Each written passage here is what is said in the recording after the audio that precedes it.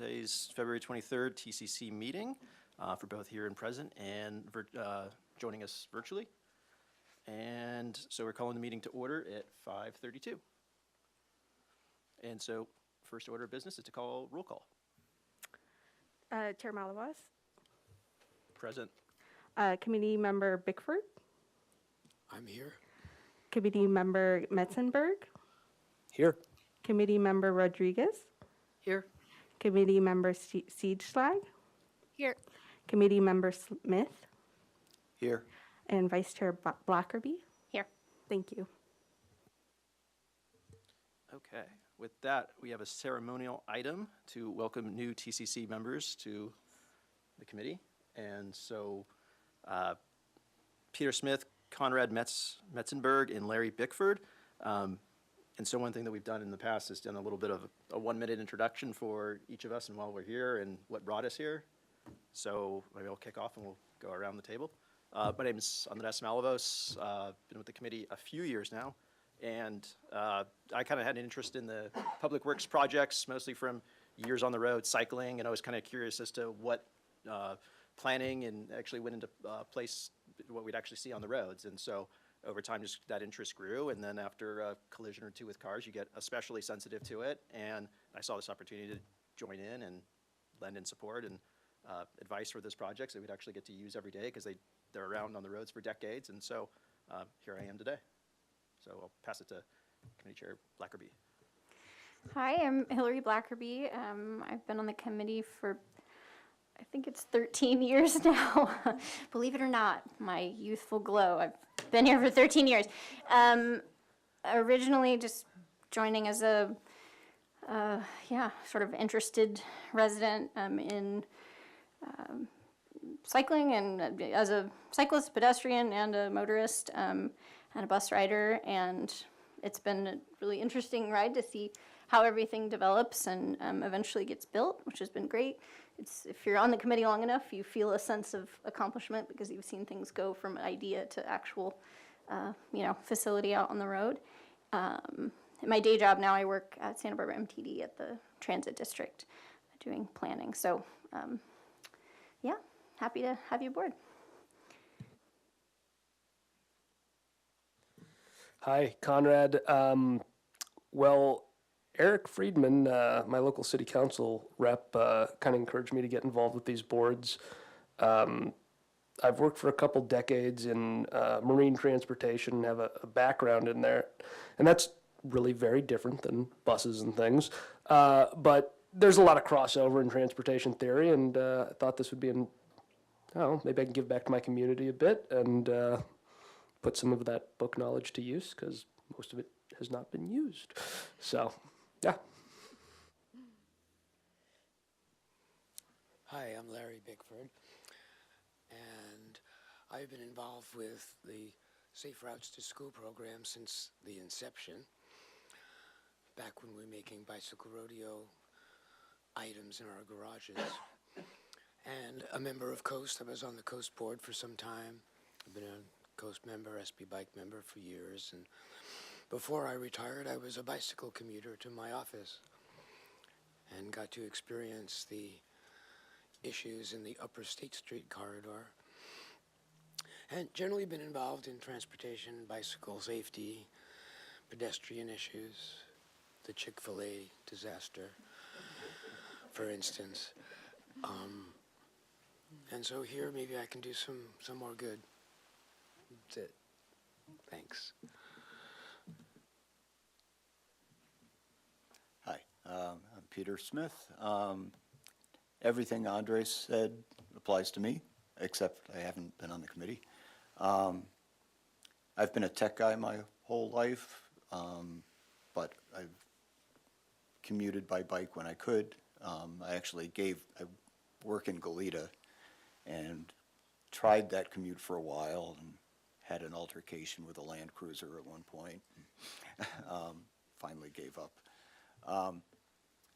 And yeah, I'm also I joked about yelling at the TV at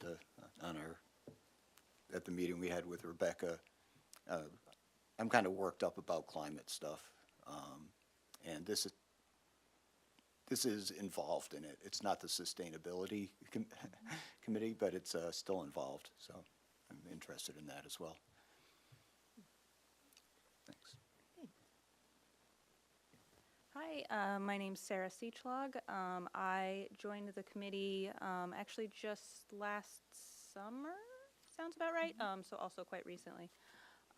In my day job, I work at UCSB and I do a lot of things there, but one of them is I advise the student bicycle committee that oversees all of the bike infrastructure at UCSB, bike paths, bike lots, all that sort of thing, which is very complicated at UCSB. I myself tend to be a bus commuter and pedestrian quite frequently, so this is all an area of personal interest and for me. All right, thank you.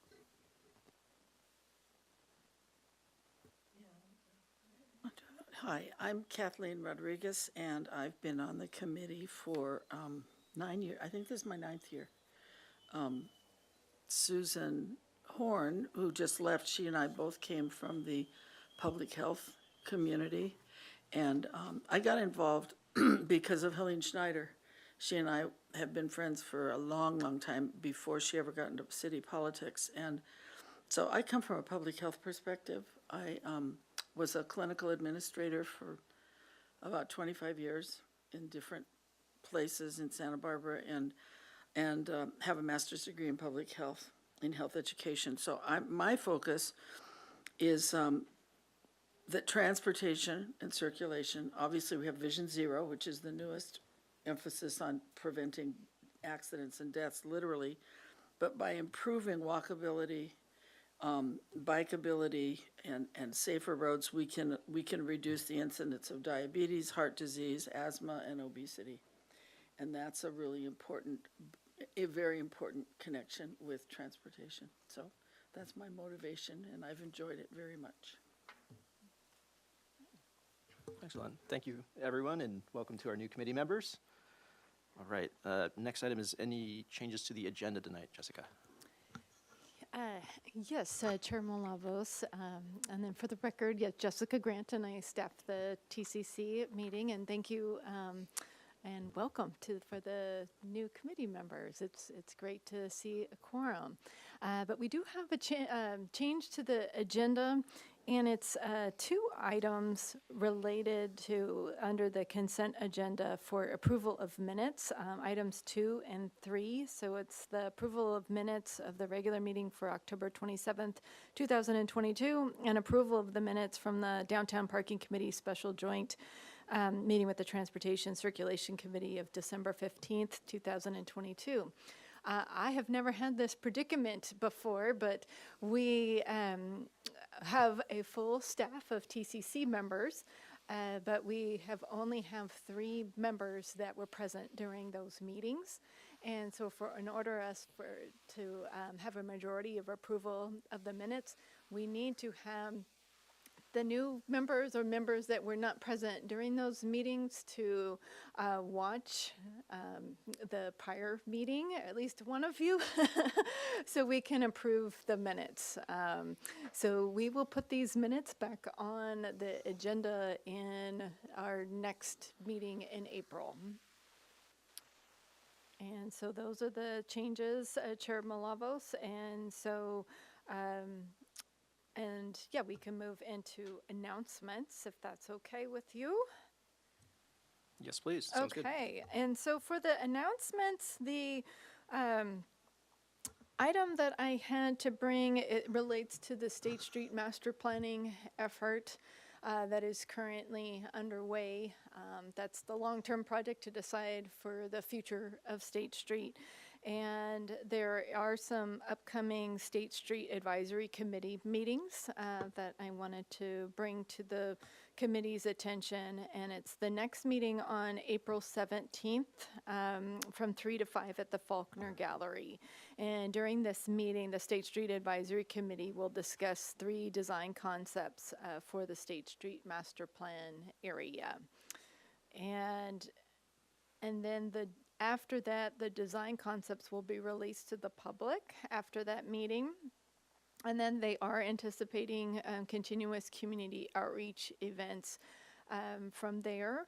And we do anticipate the Tess Harris, who is leading the State Street Master Planning effort, to come to the TCC meeting with those design concepts at the April meeting. So the board or committee can collectively provide feedback. But if you're interested in seeing them ahead of the next TCC meeting, then that is the important date of April 17th. And I believe Ms. Blackerby, there was an initial introduction of some concepts at the last meeting, and Ms. Blackerby is also part of the State Street committee, and I'm not sure if there was anything else that I'm missing or that you would like to add. Yeah, so we had a meeting on the 16th of this month, and which I think the recording should be up on the web. I think it would probably be of interest to this committee to see. We had sort of some facilitated discussions specifically about curbs and about bikes, which are of great consequence, it turns out, on State Street. So I'd recommend seeing that to see kind of where the consultants, like sort of what questions are being asked, because the input given from that is going to inform these sort of 3 concepts. So, yeah. All right, Very so interesting. yes, so stay tuned for the April 17th meeting. And that's all I have for announcements. So can you, I want to get the date of the meeting you want us to watch. Oh, Hillary. for the minutes or the? No, what or she for was the- just It saying was, about the State it was Street. February 16th.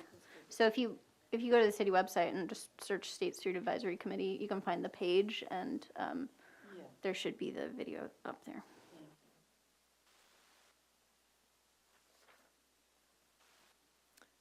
Okay. Thank you, Chair. That's all I had for announcements. Thank you. And then we jump straight into it. And then it looks like consent item, agenda number 4, for election of the chair and vice chair. Okay.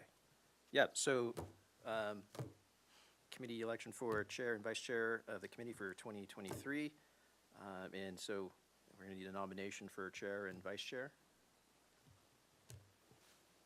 Sure. Yeah, I would nominate our current quite able chair, Andres Malavos, since you've barely had any meetings to be chair and you get the full experience. So I'd nominate Malavos for chair. I'll second that. Oh, and I'd like to nominate Ms. Blackerby for vice chair. I can second that. Okay. And then all in favor, or aye?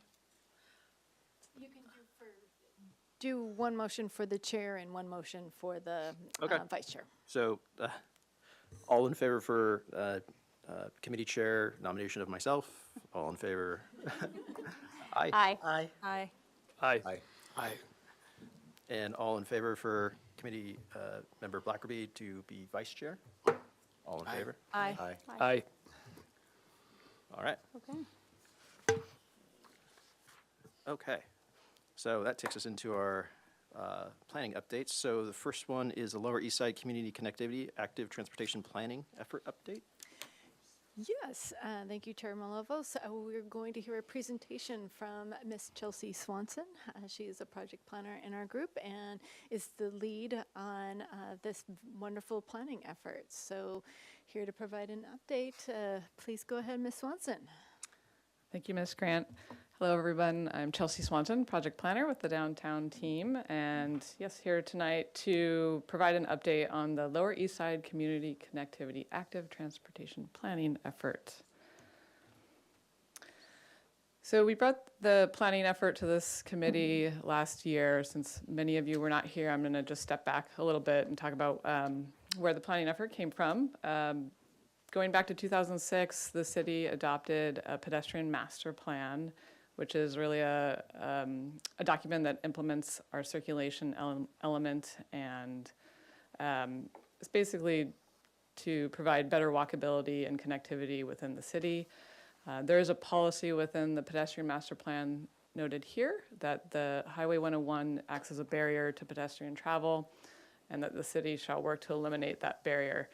So through that planning effort of the pedestrian master plan development, it was identified at that time that there was a need for the East Side community to have better connectivity, and the route highlighted in yellow was identified at that time, which would start at the intersection of South Canada Street and Pito Street and connect to Dwight Murphy Field. So this is just to, again, zoom out sort of on the planning area we're talking about this evening. It's primarily the East Side and Lower East Side neighborhood. And this graphic is really to highlight the distance between the existing connection points where you can cross Highway 101 right now by any mode of transportation, but in particular with walking and biking. With the Milpas roundabout and then the Castaic undercrossing on one end, and then a 1.25-mile gap between the next closest crossing to this neighborhood, which is Cabrillo Boulevard. And again, the dark circle in the middle highlights the area we'll be discussing tonight as the feasible crossing location that we've been studying. So knowing there's a desire and a need for better connectivity from the East Side neighborhood to areas south of the 101, the city sought grant funding through the Active Transportation Program and received funding in 2020 in the amount of $344,000. And that funding was to, it's a planning effort. So it's really to study what's working well as far as connectivity for walking and biking in the East Side to the waterfront area. What's not working, how can it be improved? There was a slight delay in going out to the public during COVID, so we did public outreach in 2021, and we had in-person meetings and also virtual meetings. Both were bilingual. We also distributed surveys to the community and got about 86 responses to those surveys, also bilingual. And what we took away from those meetings and that outreach process was that the community really did support the city studying the alignment that was originally identified in the pedestrian master plan and seeing if that was feasible. And we also heard some interesting alternative options to, we heard some people use the Sycamore Creek undercrossing currently to get from the Lower East Side across the freeway. We did not pursue studying that for various reasons related to flooding and safety and the riparian habitat and maintaining that. So that is not something we looked at, but we thought was an interesting part of the public outreach. So we hired a consultant in 2022 to conduct this feasibility study. It includes topographical and right-of-way survey work, preliminary environmental studies, and cultural resources, biological resources, hydraulic resources, really to tease out sort of the red flag issues and the environmental areas that we're going to have to look at when the project is funded, and then also structural alternatives. So we know the alignment that's desired by the community, but there's different ways to build it within that alignment. So it's also looking at some different alternatives there. And then throughout this process, we've been doing interdepartmental coordination within the city. It's going to touch a lot of different departments and divisions, and also early meetings and coordination meetings with Caltrans and County Flood Control to see how the project could potentially impact their infrastructure in the future. So these are some of the study objectives for the feasibility study that the city provided guidance to our consultant, and we really wanted to minimize, if possible, infrastructure outside of our right-of-way to simplify both in the short term and the long term, permitting, construction, and then long-term maintenance impacts. We want to avoid having structures within Caltrans right-of-way in particular if we can. We wanted them to look at different structural design alternatives to share with the community, and then of course identify all the site constraints. We have Sycamore Creek, we have again Highway 101, we have the railroad. The zoo parking lot is going to be impacted. There's some adjacent private properties. We wanted to know how they might be impacted. We of course have accessibility requirements for slope and moving down on the list, hydraulic impacts associated with Sycamore Creek and the floodway and the floodplain. And then we aim to minimize any right-of-way acquisition. If the project can be accomplished, again, within city right-of-way, that would be great. And then finally, the consultant developed cost estimates for what the final design and construction could potentially be, which would set us up for future grant funding applications. So this map, I'll get into some more fun renderings soon, but this is really a big picture constraints map that the consultant developed. And they broke down the potential crossing into 3 main frames. So they call it the northern stacked ramp in the east side neighborhood at the end of the cul-de-sac. Then we have the US 101 frame, which is really just the section that goes straight across the 101 and the railroad. And then they call this the Sycamore Creek frame, which would run on the northern boundary of the zoo's parking lot, crossing the creek and terminate in Dwight Murphy Field. So starting just in the north, on the east side neighborhood, the primary constraints in this location are related to maintaining adequate access, this driveway, which is in city right-of-way, to the mobile home park here. It's a secondary access that needs to be maintained for fire, so that's accounted for in the plan. And then we really have the footprint of the ramp here is all within right-of-way. There's a little triangular piece here that is Caltrans right-of-way, but we've had discussions with them as far as either encroaching into that area or they relinquish it to the city, and that's supportable. So that's one thing we identified. And then really, it's the slope requirements and meeting ADA to get up and over the freeway in this location. And then the main constraints within the section that cross the freeway are just really the goal of avoiding encroachments within Caltrans and the railroad right-of-way.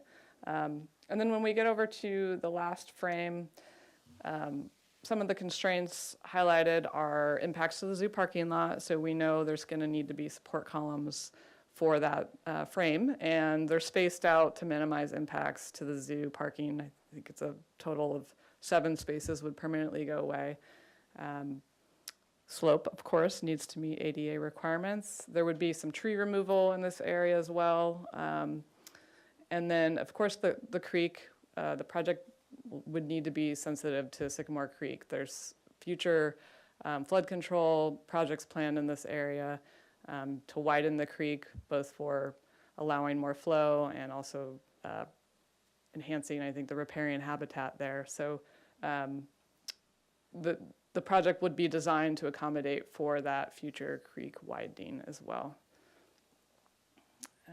Oh, and then just another, they highlighted, because we're close to the zoo and sensitive receptors in this location, they highlighted, construction methods to minimize impacts. So they do not recommend pile driving, for example, to avoid that noise near both the creek habitat and the zoo. So those are some of the main constraints there. We'll go. And then, of course, we want this project to tie in nicely with Dwight Murphy Field. There's a renovation project planned for Dwight Murphy Field, so we're working closely with the Parks and Rec Department. The circle in red there is the future connection points, and it ties in nicely with the park renovation and is part of their plan as well. So I'm just going to quickly go through the 3 structural configurations that the consultant looked at. This is the preferred alternative, so it's a single clear span configuration. And imagine you'd be, so in this view, standing on the freeway looking like you're coming into Santa Barbara from the south going towards Goleta. So the railroad right-of-way is on the left, and the zoo parking lot would be on the beyond the frame here, and the east side would be on the right. So again, this option would require no supports within Caltrans right-of-way or UPRR right-of-way, all be within the city. So that's one benefit. It also aesthetically has the most flexibility. From a long-term maintenance standpoint, there are some cons. They recommend a steel truss, or you'd have to do a steel truss for this design, which is a little harder to maintain than a concrete structure. So that's one downside. But again, this is the preferred alternative that is recommended by our consultant. And then this is a, oh, that says 2-span, but that's the 3-span. So this is really the 2-span. Sorry about that, that's confusing. So you could do the steel truss option or the concrete option.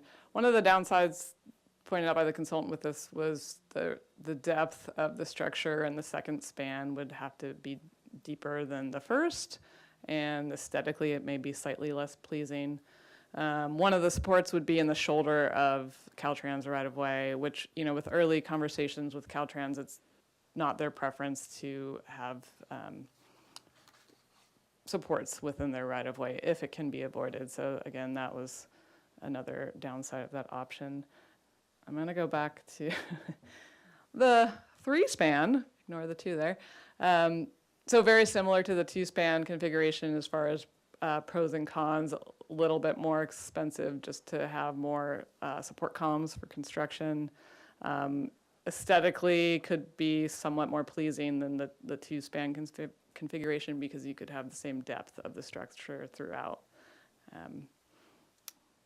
And again, the downside of having 2 support columns is permanent fixtures in the Caltrans right-of-way is less preferable. And then finally, just again, the Sycamore Creek frame. So this would be looking, if you were standing in the zoo parking lot, looking towards Highway 101, there would be, I think it's a slightly less than 5% grade continuous throughout. And you can see on the left here where the creek would be and how they've designed it to accommodate a future creek widening in that location.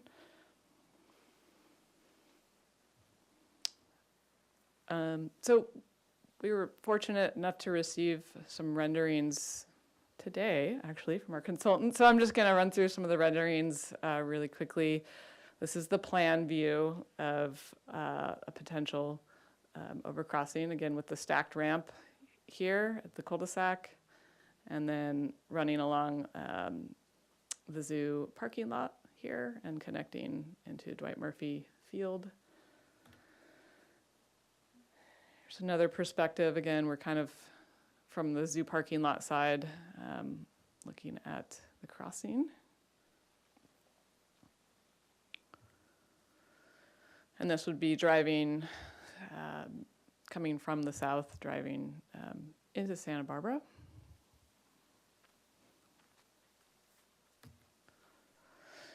And this is that stacked frame ramp structure in the cul-de-sac. And just a few things to point out here. It is quite large, as we all can see. They've designed this to be more the conservative, the lesser slope for being more bike friendly. So you could condense this somewhat and make the ramps a little bit steeper with resting areas every 30 feet. And essentially, if you condensed it and made it steeper, you'd be lopping off this area here behind the palm tree.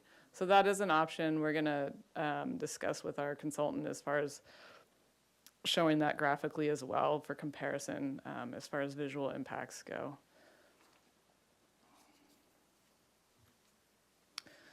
And this is a perspective on the Sycamore Creek frame. So you imagine you're on the zoo parking lot side looking towards Dwight Murphy, walking down towards the ramp. And we're also going to look at, these railings are quite high. You'll note they're 10 feet, which is a requirement next to the railroad. However, there are other options we're going to look at aesthetically where the railing can curve in and can be lower. So this is just one of the options presented. And this perspective is taken from within Dwight Murphy, and the ramp is over here. Here's the creek with the ramp landing just beyond the creek. And one more perspective, again in Dwight Murphy Field, looking at where the ramp would begin. This is the bathroom area if you're familiar with Dwight Murphy.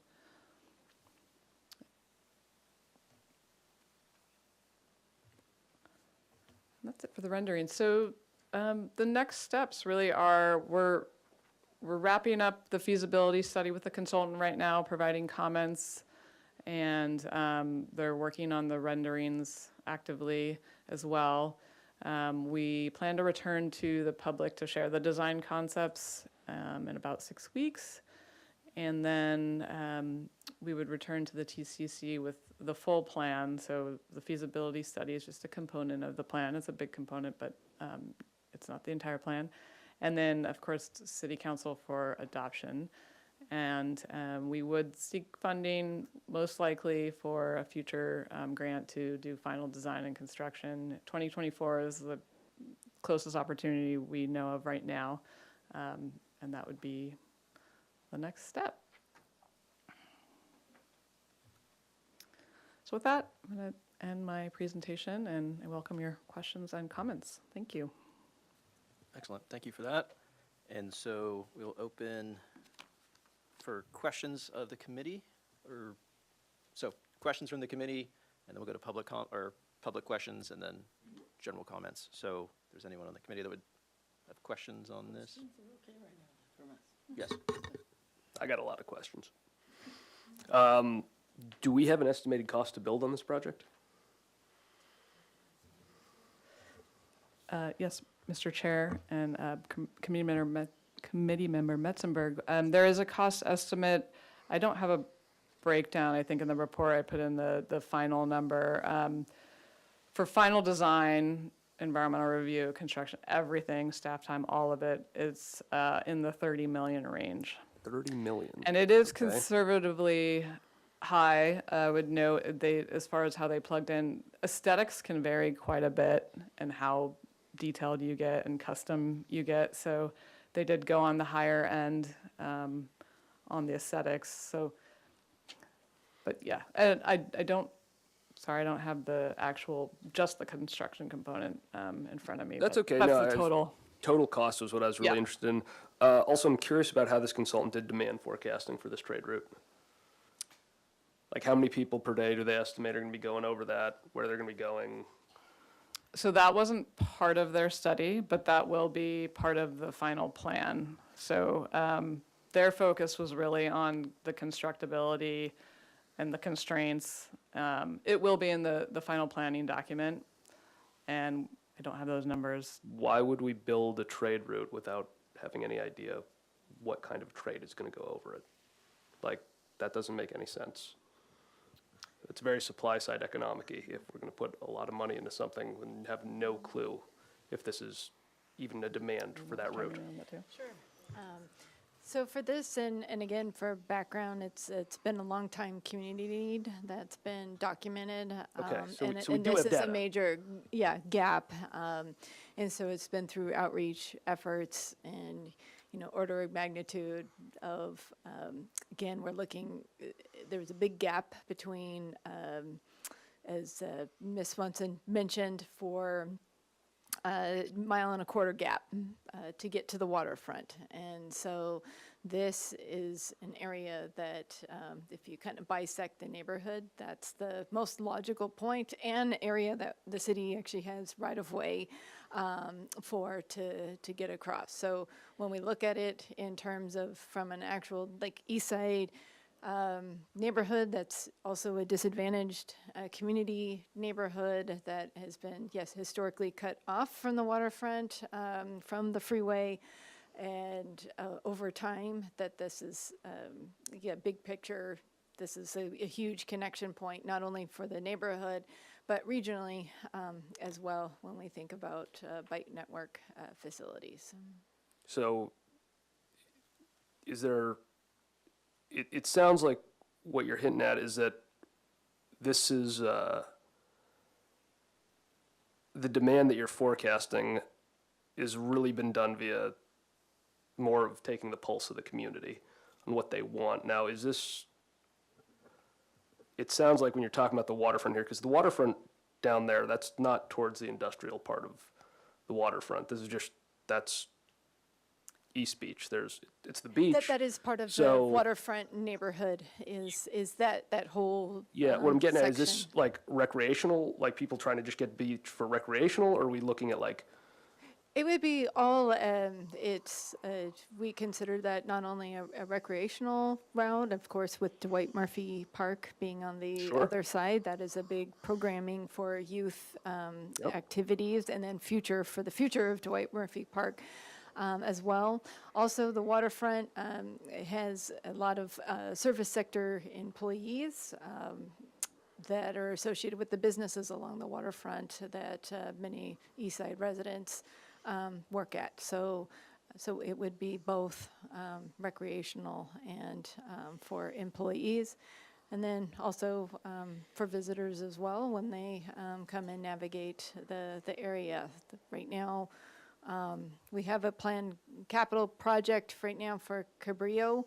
But as far as for biking and walking in that interchange is not ideal as it's currently Sure. designed. And so, again, it opens up a lot of avenues for local and regional access. so one last question, has the city or the consultant put any thought into parking divergence from that zoo into that neighborhood? Because once you open up a route there for people to park in that neighborhood when that zoo parking lot gets full, as it does on most weekends, it's logical to assume that people are going to start parking in that neighborhood and then utilizing that to walk over. Has the consultant looked into that, or have we pulsed the community on how they feel about that?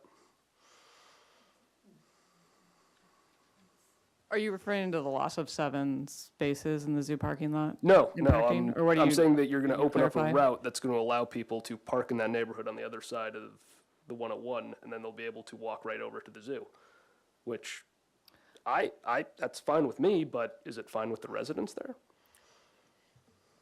I think that actually it's a relief of parking congestion because It now absolutely will. you have an area that, because of the current barriers, more people are likely to drive than walk or bike. And so we anticipate the demand to be lower from a vehicle access because now we have a pedestrian and bicycle access point.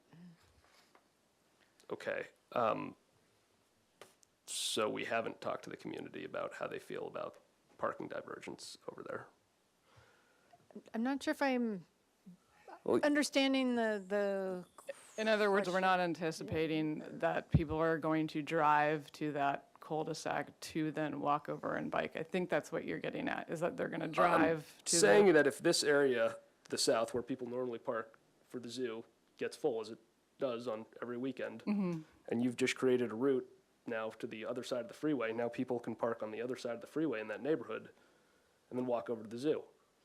That's fine, I have no problem with that. I could see the residents over there maybe not liking that, but has anybody thought about that one? That's, thank you for the I'm just, the yeah. comment. And that's something that we can explore in the second phase of outreach.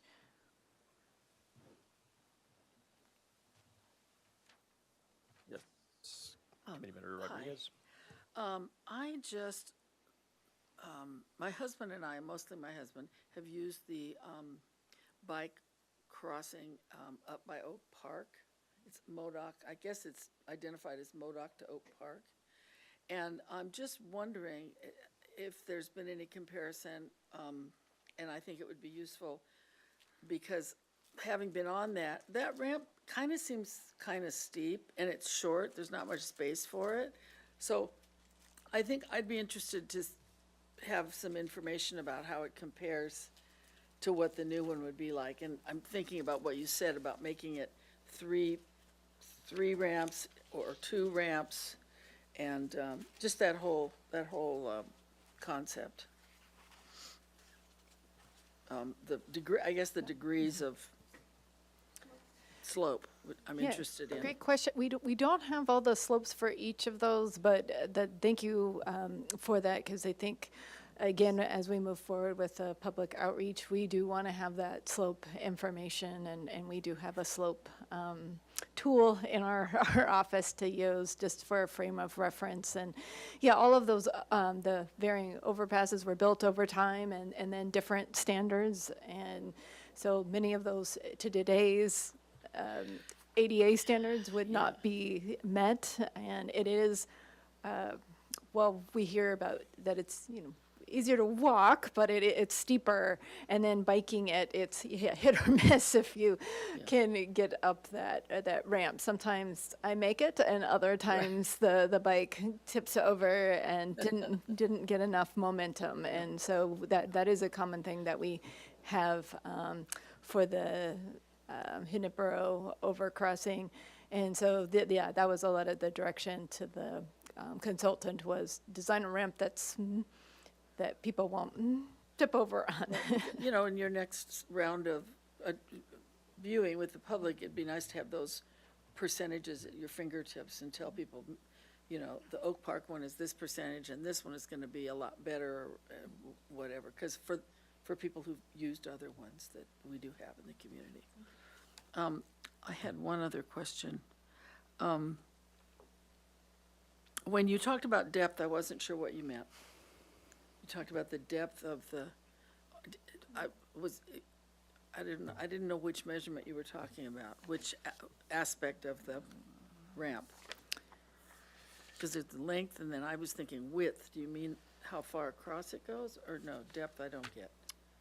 If you look at the slide up right now, so the depth meaning from, maximize this, sorry. From the bottom to the top. So, so this depth is lesser than this frame, has a deeper depth. That's all I meant from that. So it's like the height changing from one to the other? Is that what we're talking about? In non-engineering language? Yeah, it's considered the substructure of a bridge. So for that concrete bridge, depending upon the calculations, then you need to determine what the substructure is of that. And so the longer span of the bridge, if you go to a steel truss, doesn't have that substructure like the concrete bridges do. Oh, got it. I can see that difference. Okay, thank you. Thank you. That's it. Go ahead, Committee Member Schliebig. All right, I have both questions and comments. I'll try and keep it to questions right now. I think on the slide where you showed, I guess it's slide 15, the north side of the freeway, back and forth. I'm curious about, I like the kind of open slats for safety and visibility purposes. I'm wondering about lighting and what's allowed because I know we're close to the ocean on either side, and that can have some limitations on what lighting is allowed. So I guess that's my first question, just kind of on a safety perspective and visibility. Some of the other spots that cross the freeway are maybe a little less like open and visible and safe feeling.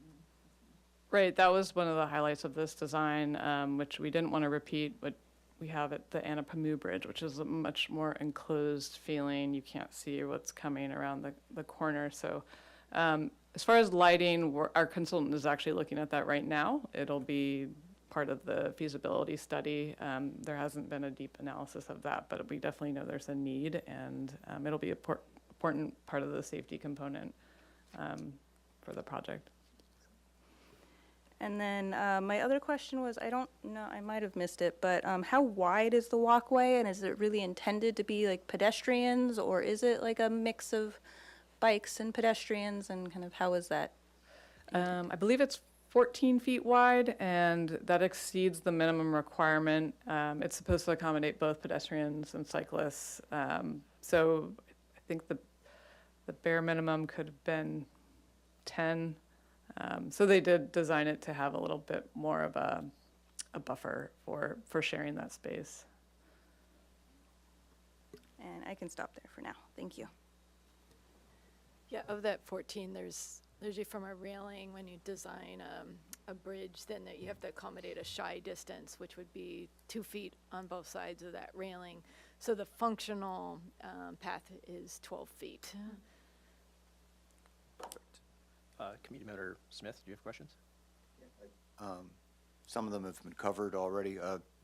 One basic question is for the two-span, there's the three-span, the two-span, and the one-span. And, I agree the one-span looks a lot nicer. But do you have like a rough idea of what the cost hit is on making the nicer one? The consultant did provide a cost estimate for all three options, and they ended up balancing out. There were higher construction costs associated with more supports with the two-span and the three-span. I'm trying to remember why they balanced out with a single span. I think it was some of the design materials, but they were very close in overall construction costs, so it was sort of a wash. Okay, I have one question. Question of clarification on the zoo side ramp between the highway, the railroad, and then into the zoo parking lot. Is that partitioned by fencing or what? I noticed that the pillars for the ramp itself are in the zoo parking lot, and then a fence to isolate it from the railroad tracks, and then another fence from the highway. Is that accurate? Yes, that's correct. Okay. Sorry, I was looking for a good visual. Yeah, so it's entirely in the zoo property, which is actually owned by the city of Santa Barbara. And so, but yeah, actual footprint, you're going, the bridge goes over the parking lot, with the exception of those support posts. Okay, thank you. And so next we can move to any public comment. We have no speakers for public comment at this time. Okay. And then we can go to committee comment. If there's any, Committee Member Blackerby? Sure. It's great that we're getting to this point. Is there any? Sorry, somebody raised their hand Oh. at the last minute. Yeah. So we have one webinar speaker for public comment. First up is Barry Remis. Please unmute yourself and you may begin. Well, good evening. Thank you. I'm glad you caught my raised hand at the last minute. I just I wanted to listen to committee member questions first. And my name is Barry Remis, and I'm with MOVE Santa Barbara County, and we're formerly the Bike Coalition and Coalition for Sustainable Transportation, SB Bike Plus Coast. And we want to welcome the new committee members. It's great to see a full dais of committee members on the TCC.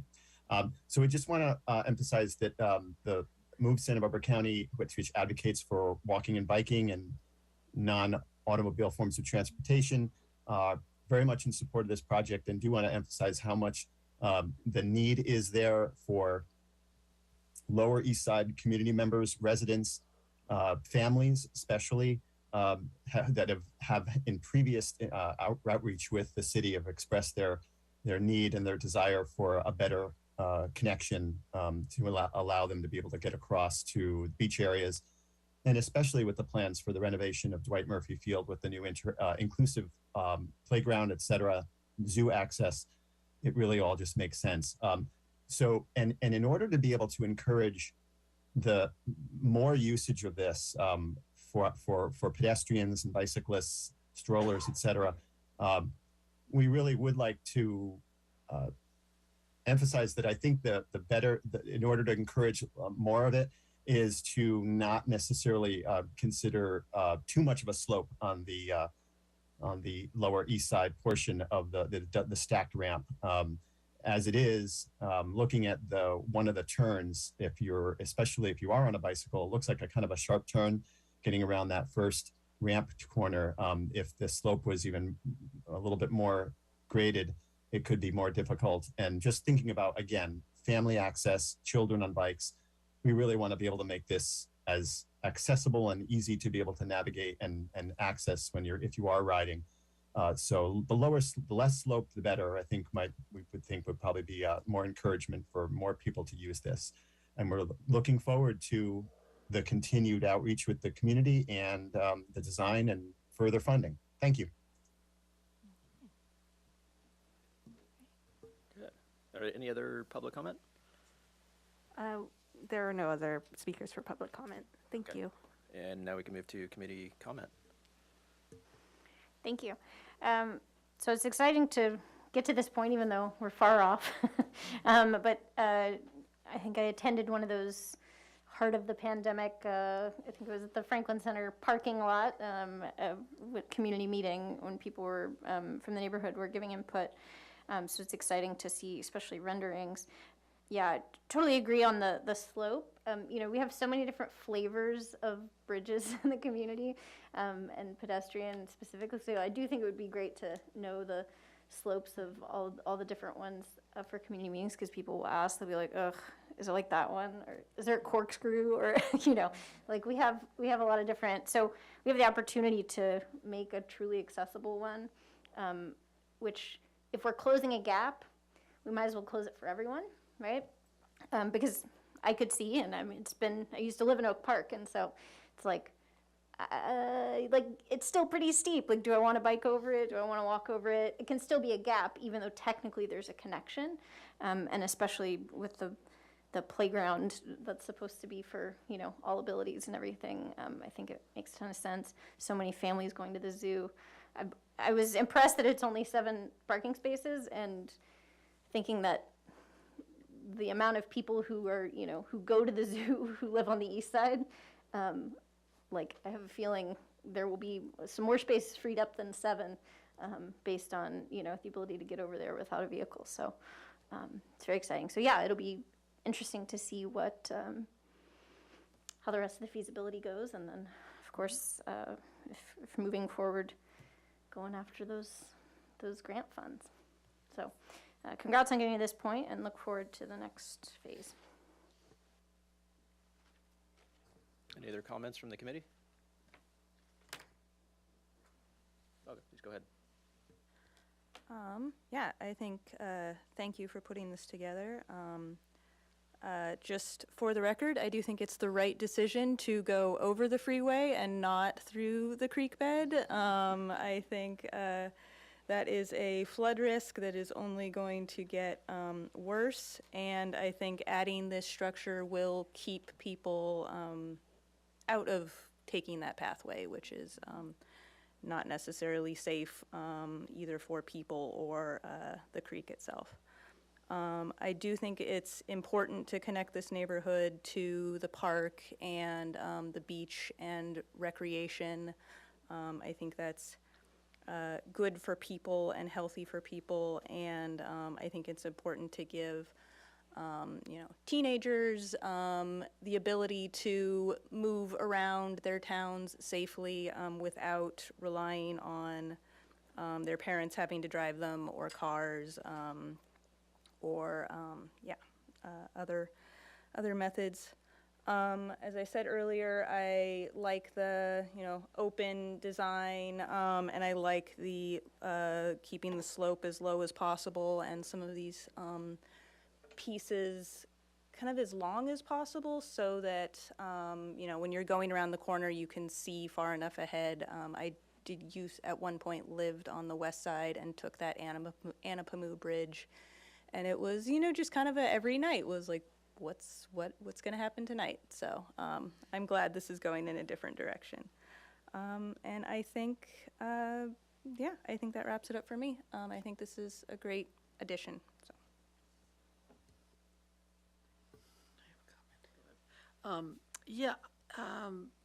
Hillary and I don't even know if Andres was in meetings where we've discussed this before, because this has been coming from having been on the committee a while, discussions about this bridge and the whole bicycle plan. We've looked at it year after year after year. So this is not a new piece. I think that's important to share with new committee members. So it wasn't a surprise to see this plan, because we were advised and consulted about should we even go for a grant for it, and the TCC said good idea, and the community input was we need it. And so this has been a progressive activity, in that it's going to take a few more years, but these kinds of things take a number of years, but it looks great. Thank you. Any other committee comments? Right. I guess, from my view, I think it's important to note that it's coinciding with the park redevelopment project. So it'd be, opening up that park to that side of the community with a nice, easy slope for bikes and strollers and pedestrians. I do look forward to feedback from the community on the public comment, especially regarding A, just the aesthetics of a steel truss, and then B, also the impact to the neighborhood, as mentioned, parking, lighting, those types of considerations. And I think it's important to call out that the ramp on the zoo side is within that property and not opening exposure to, just a unprotected area there that's going to be inhabited. It would be under the, control of the zoo. So I think that's important to see here. And with that, that's all I have to add. Thank you. Okay. All right. So I think that wraps up for that item. And then, Mr. Grant, I'll pass it to you for our next agenda item. Thank you very much. Thank you, Chelsea.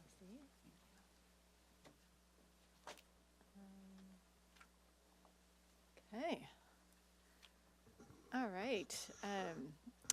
Chairman Lavos and committee members, as we're just trading staff, up here, the next speaker on the annual update of the bicycle pilot program is Sam Fertner, and he is our city's associate transportation planner and mobility coordinator for the city, and has been lead really from the inception of the bike share program and now in the implementation phase. And in the audience tonight, we have the general manager for B-Cycle as well, that will be here if you have any additional questions from the presentation tonight. And general manager is Jesse Rosenberg. And with that, Sam, go ahead and kick us off on this item. Ms. Grant, thank you for the introduction. Again, Sam Fertner, Mobility Coordinator. I'm actually transitioning over to a new position, same position, different department with the city's Sustainability and Resilience Department. That's kind of a slow transition, but it's happening now. So I just figured I'd let you all know. Chair Malavos, committee members, glad to see some new faces on the dais tonight, definitely. I'm here this evening to provide an annual update on our bicycle share pilot program. So just some housekeeping before we get into specifics. We've been to TCC multiple times on this item, council half a dozen times. The intent this evening is really to provide another annual update. We were last here around this time last year with kind of a status report where we are. And then additionally, this evening, we'd like to get TCC's feedback on some recommendations about next steps for setting the bicycle share pilot program up for success, continuing with kind of investigating what's working with the pilot program and what's not in the coming year, which is the final year of the pilot program. And then ultimately thinking about ways that we can start preparing for a transition from a pilot program into a more permanent program, should that be council's direction. So I understand, hear the recommendations. I'll cover these again at the end, and I'll go into them more specifically as we go through the presentation. But just think about those items that we want your feedback on. And then additionally, I will step back in time a little bit to provide a little bit of backstory on how we got here with Bike Share for the new members. And then take questions at the end. So just as a reminder, Bike Share, it was meant to be and offer a point-to-point transportation option here in the city of Santa Barbara, with the potential to reduce traffic and parking demand, provide access to key destinations, be affordable and accessible, and ultimately be a good option when it's just a little too far to walk, but maybe also too close to drive. As the Bike Share network has developed, it's become a more robust active transportation, public transportation option here in the city. Bike Share has been a community requested and planning documented commodity for over a decade here in the city of Santa Barbara, but ultimately Bike Share is here because of council direction back in 2018 in response to rogue launches of scooters and shared mobility devices on city streets. At that time, we heard, let's think carefully about what we want on city streets, and we've also, had a bike share program on the cards for Santa Barbara for a decade. Let's try it and see what works. So again, as I mentioned, the circulation element way back in 2011 called for a bike share program. Our 2016 Bicycle Master Plan called for a bike share program. And the intent with those planning policies was, again, to offer a sustainable public transportation option different from what we had on the ground at the time. Through a public process and a selection committee, which committee member Siegschlag was actually on, we elected to move forward with B-Cycle as the permitted operator for the pilot program. A lot of factors went into this decision, but ultimately B-Cycle offered a low-profile, aesthetically pleasing, pretty minimalist docking system, the consistency of a docked system, an all-electric fleet that's built for the rigors of public bike share, with numerous safety components, including that it's governed to a speed of 17 miles per hour for the pedal assist, constantly illuminated front and rear lights. And really the 3.0 dock as being this kind of proprietary system that we really liked how well it worked in the RFA process. And so that's how we got to B-Cycle and to the program you see on the ground today. So 2 years in, the system launched really mid-pandemic on January 28th, 2021. We launched with, I think, about 80 bikes at the time, and we've been slowly phasing in more locations, more bikes, and more docks with the intent of reaching the full network capacity of 250 e-bikes and 500 docks for the pilot program. Since launch, as of the end of January of this year, we had 452 docks in service at 78 docking stations. And then about a 2-to-1 ratio of docks to bikes. So we've got 226 pedal assist e-bikes in effect as of the end of January. And I can get more into that ratio moving forward. In this time since launch, 35,000 riders have ridden over 829,000 miles in the city of Santa Barbara on these bikes. We feel that these ridership metrics are promising, and we feel that B-Cycle has been an effective partner in implementing this program. Again, to reiterate, this is a pilot program. I'll go through some of the kinks in the system, but the takeaway is it has been successful, and we do celebrate the ridership numbers that we're seeing. Again, just to graphically show the kind of exponential trend that we've seen since launch, you've got months since launch on the x-axis, miles ridden on the y-axis. The intent here is just to show the correlation of as we add more bikes and docks to the bike share system network, we see that ridership demand increases. It's kind of a which came first scenario, but ultimately for bike share to be a consistent public transportation option, it needs to be accessible, it needs to be close to where you are, and it needs to serve a destination where you want to go. And so as we build out the network, I think there's been a kind of collective sense of people understanding, hey, this is a viable option, and in turn, use goes up. This is a snapshot of the bike share network as of the end of January of this year, really to show and highlight the State Street corridor kind of as the spine of our bicycle network, also pointing out some locations on the waterfront. And then additionally, I'd like to draw your attention to station locations on the Mesa, Upper State, and the East Side. Because this is what our total ridership looked like from launch essentially to November of last year. And you can really see patterns of movement, where people are going, where key destinations are. Not surprisingly, again, State Street corridor, waterfront. What stands out in this image, though, is the degree of the number of people that are going to the Mesa, going to Upper State, going as far south as Butterfly Beach.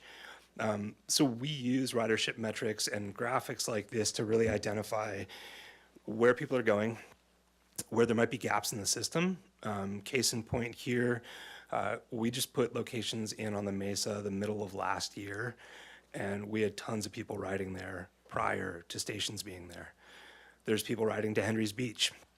There are no bike share stations at Henry's Beach. So again, looking at patterns of where people are going, how they're using the system, and then helping shape the system based on that behavior. So one of the recommendations that we'd like feedback from TCC on this evening is the potential for program expansion. As I mentioned, we had initially identified the program capacity of 500 docks and 250 e-bikes. Ultimately, that was an arbitrary number that we thought would be a good starting point for the size of a bike share program in a similarly sized city, with no idea how it was actually going to look on the ground. We are now about 14 docks away from being at full pilot capacity. We've installed new docks since some of these numbers on the screen you're seeing right now, and we're getting very close to that. So within 2 to 3 weeks, we should be at full pilot capacity. And something we've learned from ridership is people go all over the place. And we need to, if we can, facilitate that movement by building a network that supports those kinds of behaviors. So this is discrete user GPS, so rider cell phones, showing an individual trip. As you can see, we've got people going from downtown Santa Barbara all over the downtown core, but also going as far out as Goleta, down to, Montecito, Coast Village Road, Butterfly Beach, all over the Mesa.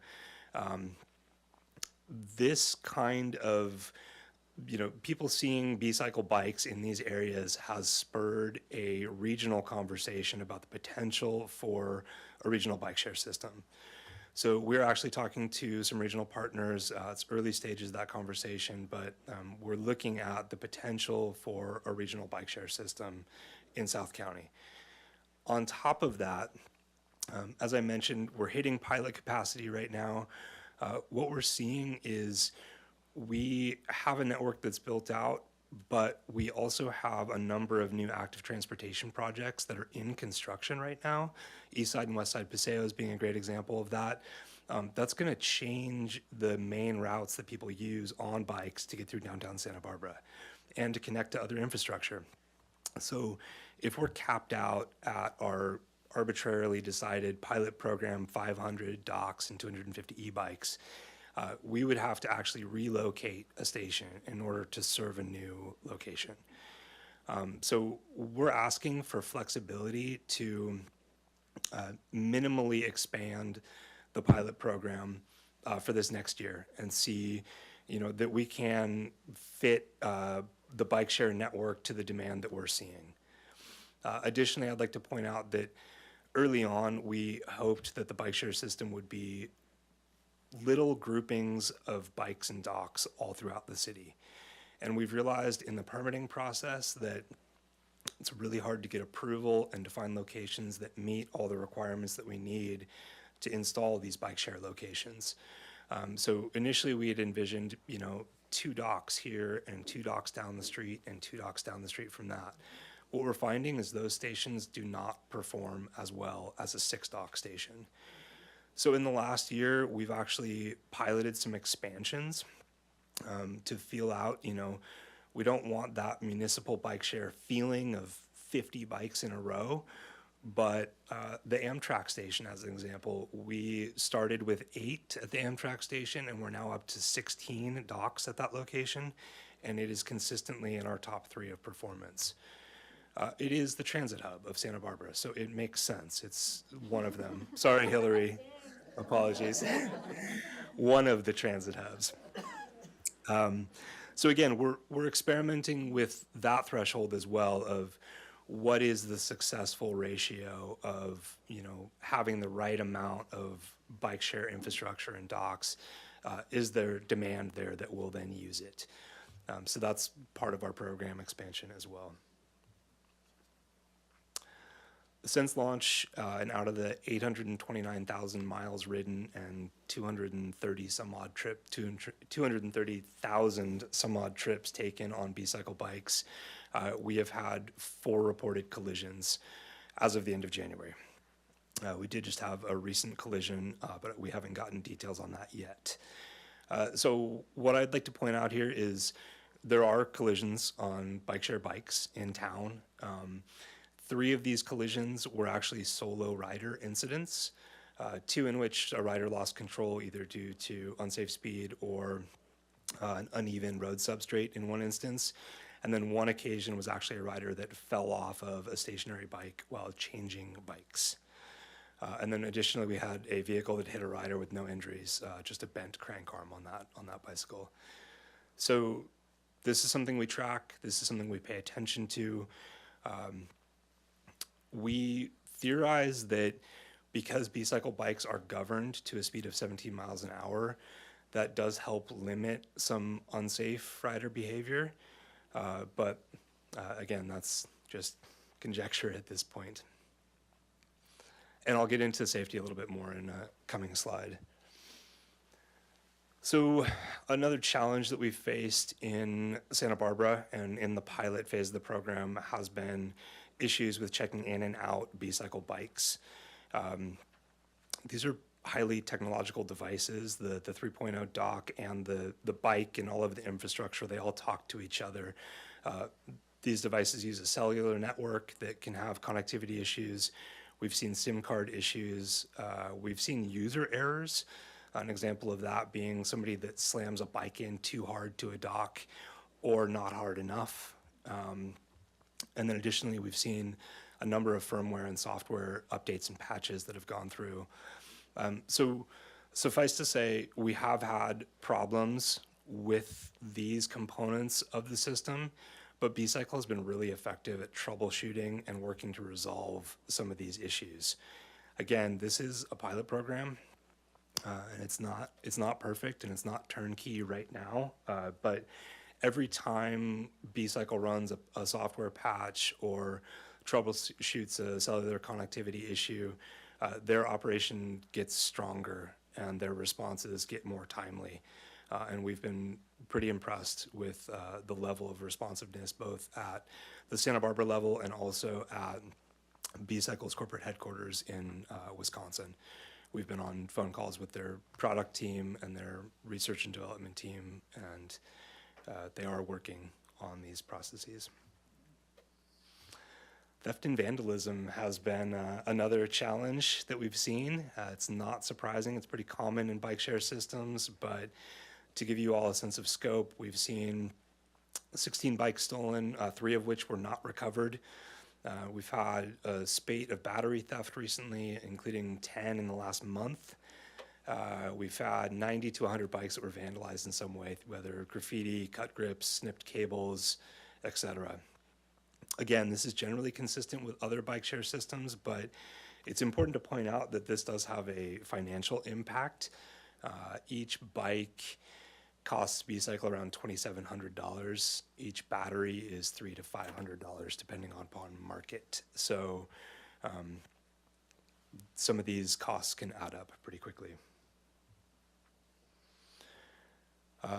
One thing that we also appreciate as relates to theft, vandalism, and generally the B-Cycle research and development team is that they're very responsive to what's happening in the field.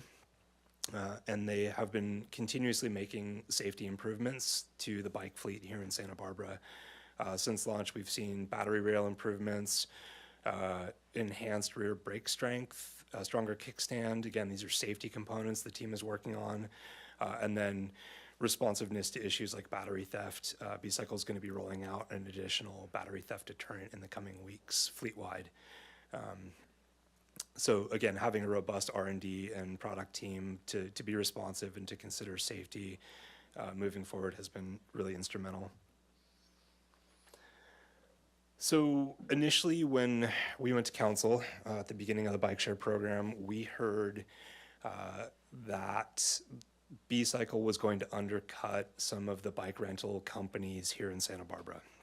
And with that guidance, we actually recommended to council, and they approved that B-Cycle increase their walk-up rate from $5 for 30 minutes to $7 per 30 minutes to be a little bit more competitive with those bike rental companies here in town.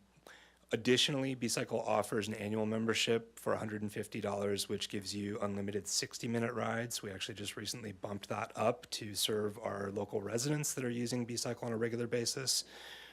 We have a monthly membership, and the bike share system B-Cycle also offers a low-income membership for eligible users. What I'd like to point out on this slide is what you're seeing in this graph is red indicates the single ride users, and you can see that we're seeing more rides on Saturday and Sunday for our single ride users. But something that's interesting is that our annual and monthly membership rides, which are blue and yellow, are fairly consistent throughout the week. So just to point out, these are some of the things that we look at. This is just for the month of January, so it changes on a monthly basis, but we look at these metrics in assessing system pricing, membership, etc. And we use that information to think about, this bike shop and rental company feedback. Since launch 2021, we've been keeping tabs on the percentage of single ride users as compared to monthly and annual membership users. And we've seen our monthly and annual membership users continually climb, and our single ride users stay pretty similar. So what we hear from our outreach, and we conduct outreach to 8 bike shops and or rental companies in town that were in operation when we launched, is the retail and rental shops, so retail shops that also have a rental fleet of bikes, were still supportive of bike share and generally felt that getting more people on bikes is a benefit. Retail-only shops were quite supportive. I talked to a number of shop owners that said B-Cycle had actually, brought business into their shop. People generally trying an e-bike, they want a consistent ride. They want something that maybe goes a little bit faster, isn't as heavy. They come in and they'll buy an e-bike after trying bike share. On the flip side of that coin, and speaking with rental shops, the 2 rental shops in town that strictly rent bikes do not like B-Cycle's system and feel that the B-Cycle approach undercuts their bike rental business in town. And they both mentioned that they felt B-Cycle should increase their walk-up or monthly rates. As a point of comparison, an e-bike rental from a shop in town is about $20 to $25 an hour. So we continue to discuss this with B-Cycle. it will be part of the conversation moving forward to council. There are some equity and accessibility considerations when thinking about a public transportation option. And it's also important to point out that in some ways, bike share is very different than a bike rental. It does not offer a lock or a helmet. You don't know that there's going to be a bike there available for you when you show up. But I just wanted to include this slide as a point of reference for you all to understand some of the background behind this fairly complex topic. So again, we're here this evening to hear feedback from the TCC. We will be going to City Council as well in April with a similar update and similar recommendations. And the intent tonight is to kind of lay out what would be a transition plan to a permanent program. So right now, for our third year of the pilot program, we'll continue to focus on building out the network, ensuring that the operations and user experience are working as they should be. We'll continue to monitor our ridership metrics, and we'll continue the regional bike share discussion. But in order for bike share to have a more seamless transition at the end of the pilot period, some things would be really beneficial to start now. In order to embark on a more permanent program, we would have to renegotiate a contract with B-Cycle. That's going to take some time. And we would also have to obtain a new coastal development permit. Our last experience with that resulted in about 8 months of delay. So I expect that the timeline here for these two components will be fairly long. Additionally, with State Street and the temporary nature of the promenade, I expect that there may be some design changes we need to pivot with B-Cycle on State Street. So we just need to be responsive and adaptive to that. All that to say, should we receive direction from the TCC to follow these recommendations, receive this annual update of the bicycle share pilot program, and recommend to City Council that the bicycle share pilot program be allowed to expand, and additionally recommend to City Council that the bicycle share pilot program begin transitioning from a pilot to a permanent program. Again, this is just laying the groundwork. We're still going to have to go back to council for approval next year, but the intent this evening is to just hear your feedback on these recommendations, whether you think it's a viable course of action, and think about how to be best prepared for the end of the pilot program early next year, so that we're not renegotiating a contract that might take 6 months in January. With that, I would welcome any of your questions or comments. And again, we have Jesse Rosenberg here, General Manager of B-Cycle Santa Barbara, that can provide additional context should you need. Thank you. Perfect. Thank you, Sam. That was great. So open it up to committee questions, public comment, and then committee comment. So any initial questions? Go ahead, Mr. Or Committee Member Bickford, sorry. Me? Oh, I have a few questions and comments. Not necessarily in any order. You discussed the issues of theft and vandalism. I did the math, and it turns out that accounts to 40% of the bikes have been stolen or vandalized. So my question would be, besides finding ways of mitigating that, who bears the financial costs? Chair Malavos and Committee Member Bickford, it's a great question. A couple of clarifications.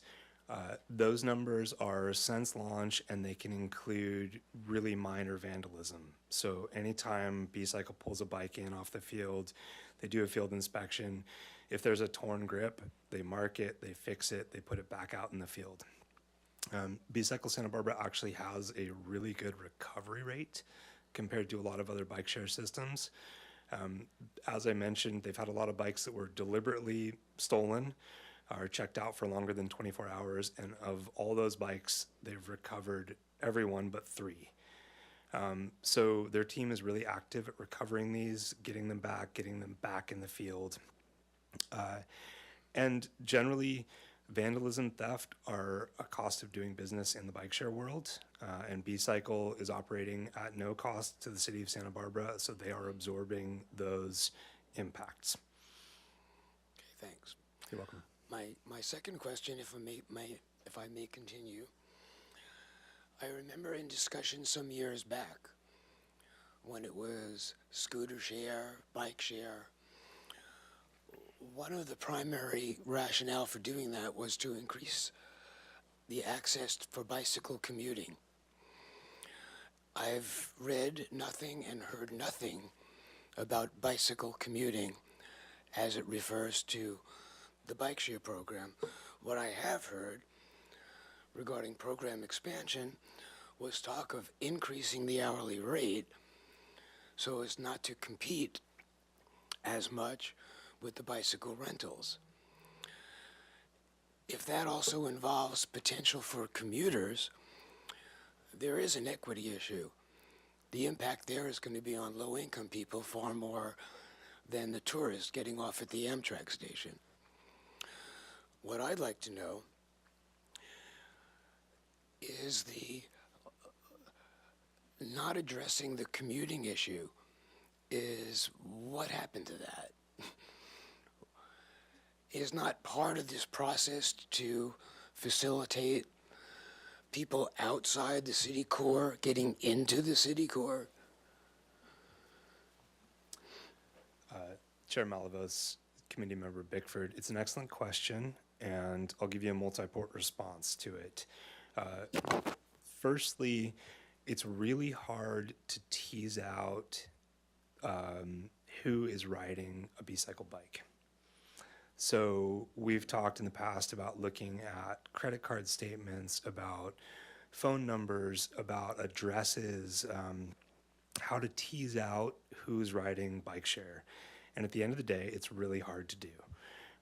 There's people that live in Santa Barbara that try a single ride pass because they've never tried bike share before and they want to try it. So they're in the same category as a tourist who's coming to town that's using bike share for a weekend. Then we've got annual members that buy a pass and maybe don't use it very often. We've got monthly members. We've got people that come to town for 2 weeks and say, I'm going to buy a monthly pass. It's really hard to suss out who's riding bike share. What we do look at is the percentage of monthly and annual members and their trip volume by day. And there you can tease out, these people are likely commuting. But again, this is based on assumptions. It's really hard to say that somebody coming to Santa Barbara at 5 p.m. on a Tuesday night, are they going to work at a service industry job or are they going out to get a beer? We don't know. So again, like as far as assessing the program, what we've done is initially focusing on building out access to key destinations. So that's the downtown core, the waterfront. We also have made really targeted reaches into the west side, the east side, Oak Park Cottage Hospital, Upper State Street, the Mesa. A lot of these are resident fueled bike share stations. And we can look at them by station activity. We can say, what's the Oak Park station look like at 7 a.m. on a Tuesday morning? It's super busy, you know? And then we look at State Street at 5 p.m. on Friday night. Every station's busy. So we kind of try to balance that. And ultimately, if you don't have a bike share station within a few blocks of where you live, you're probably not going to use it as a commuter. Additionally, just to point out for the new members here, every location that we have on the ground has been vetted by our traffic engineer. It's been vetted by MTD if it's adjacent to an MTD station, community stakeholders. It's a really onerous process to get a station approved. And in addition, we have to make sure that we have sufficient right-of-way to actually put a station there and not impede pedestrian travel. All that to say, launching in the downtown core was fairly easy. Getting out into the neighborhoods has been really hard. So the west side, we thankfully have quite a few stations there now, but there's areas of the west side that we just can't get bike share adjacent to some of the residences out there. So again, that's been part of the challenge with program expansion. Another, anecdote is through that permitting process, we had a great location on the west side, in the downtown West Side Boys and Girls Club. It was surrounded by some low-income, high-density housing. There's a great connection over the bridge over the 101 to downtown. It took us over a year to get that area approved for installation. And I think that's kind of our fear moving forward. If we meet program capacity and then we've got one of these pending locations and suddenly we get approval and we don't have any bikes or docks to put on the ground, it really limits that expansion into those residential neighborhoods. Well, I'm glad to hear that's on your radar. Thank you. Any additional questions? Committee Member Smith? Yeah, it's kind of a question. I'm kind of taking issue with something you said. You talked about the kiosks. My wife had a membership, and I guess she was having trouble pushing them in correctly. The problem is there's no real instruction, there's no feedback until you come back to get your bike to go home, and you can't. And so we had multiple trips where we got stranded and we gave up. So has that been addressed or fixed? Great question. Chair Malavos, Committee Member Smith. I'll take a stab at this, and then Jesse, if you'd like to weigh in with any input as well. The answer is we're working on it. We're aware of the issue. There's a lot of things that B-Cycle has done. I don't have an exhaustive list in the staff report, but I can furnish that to you if you'd be interested. Essentially, a bike share dock has two separate locks, one on each side of the actual dock. And just to clarify, we're talking docks. A kiosk is a different conversation. So these two locks engage the bike when you push it in. And what B-Cycle has found is that sometimes one side will engage and the other side won't, and it doesn't send the message, this bike is home. Since B-Cycle has launched in town, we've been aware of that. They've actually worked to do hardware and firmware updates on the docks so that they now beep when the bike is fully engaged to tell the customer, you're in, you're good. And similarly, they'll engage just one side and it will count as like this is parked here, even though on the maintenance end, B-Cycle knows both latches aren't engaged. So we're working on ways to make that more secure, make it more consistent. That is the single biggest challenge that bike share faces here and that B-Cycle faces in my mind is that reliability and that consistency. And again, it's a pilot phase. There have definitely been some challenges, and that's one of the ones that I hear a lot from users. Yeah, I mean, I just worry. I'm all for it. Every bone in my body wants this to work. But I'm kind of worried about expanding with the same docks. It's like, when do you, are these fixes enough, or do you need a new design?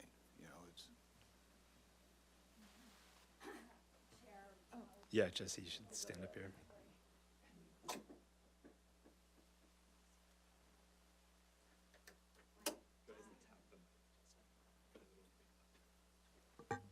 Hi, guys. Can you hear me? Awesome. Chair Malavos and Committee Member Smith, thank you so much for bringing that up. That is a big point of contention. I hear it all the time. I get emails. I hear ya. I also have struggled with that too. And what I can say is that our team is religiously testing out in the field with HQ, who's in Waterloo, Wisconsin, and we are doing everything. And something that Sam is also very much aware of is our product meetings once a month, where it was last week, I was on the phone with HQ and a couple Trek data scientists and engineers that are trying to figure out, okay, where is this breakdown happening with connectivity?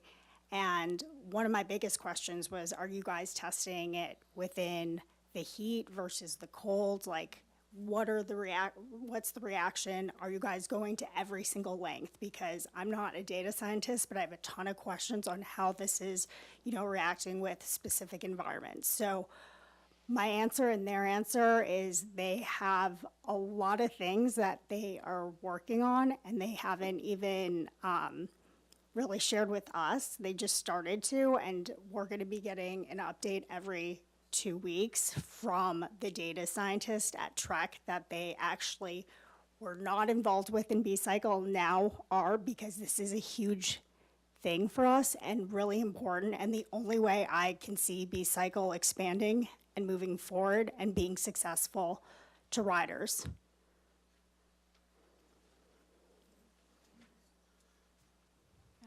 Thank you.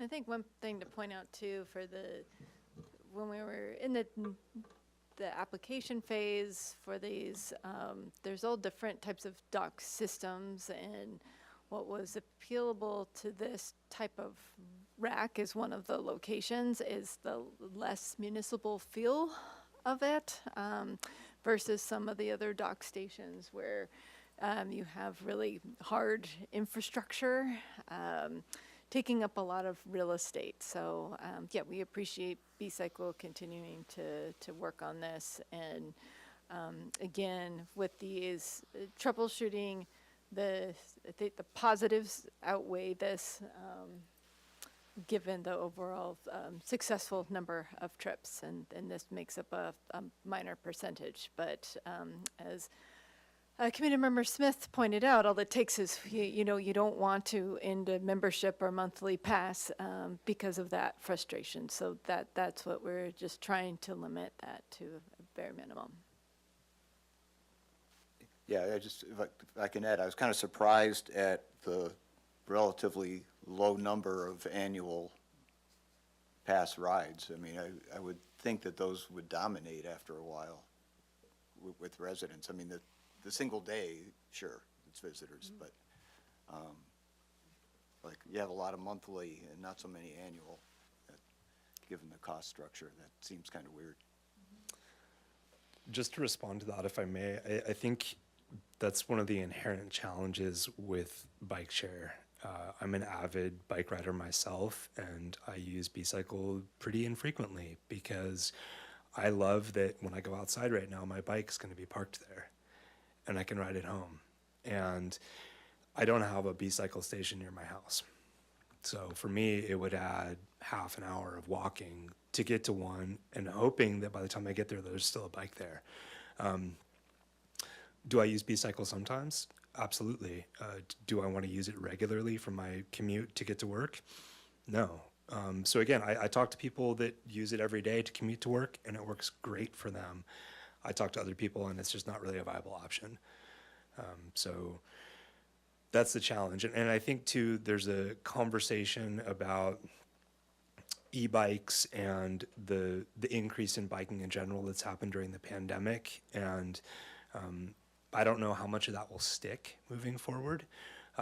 That's another kind of big picture question, but I do think that bike share and this pilot program has been successful at providing an avenue for people to try something that they normally would not have tried. And it might not work for them, but I think it has been successful in doing that here. Can I add one thing?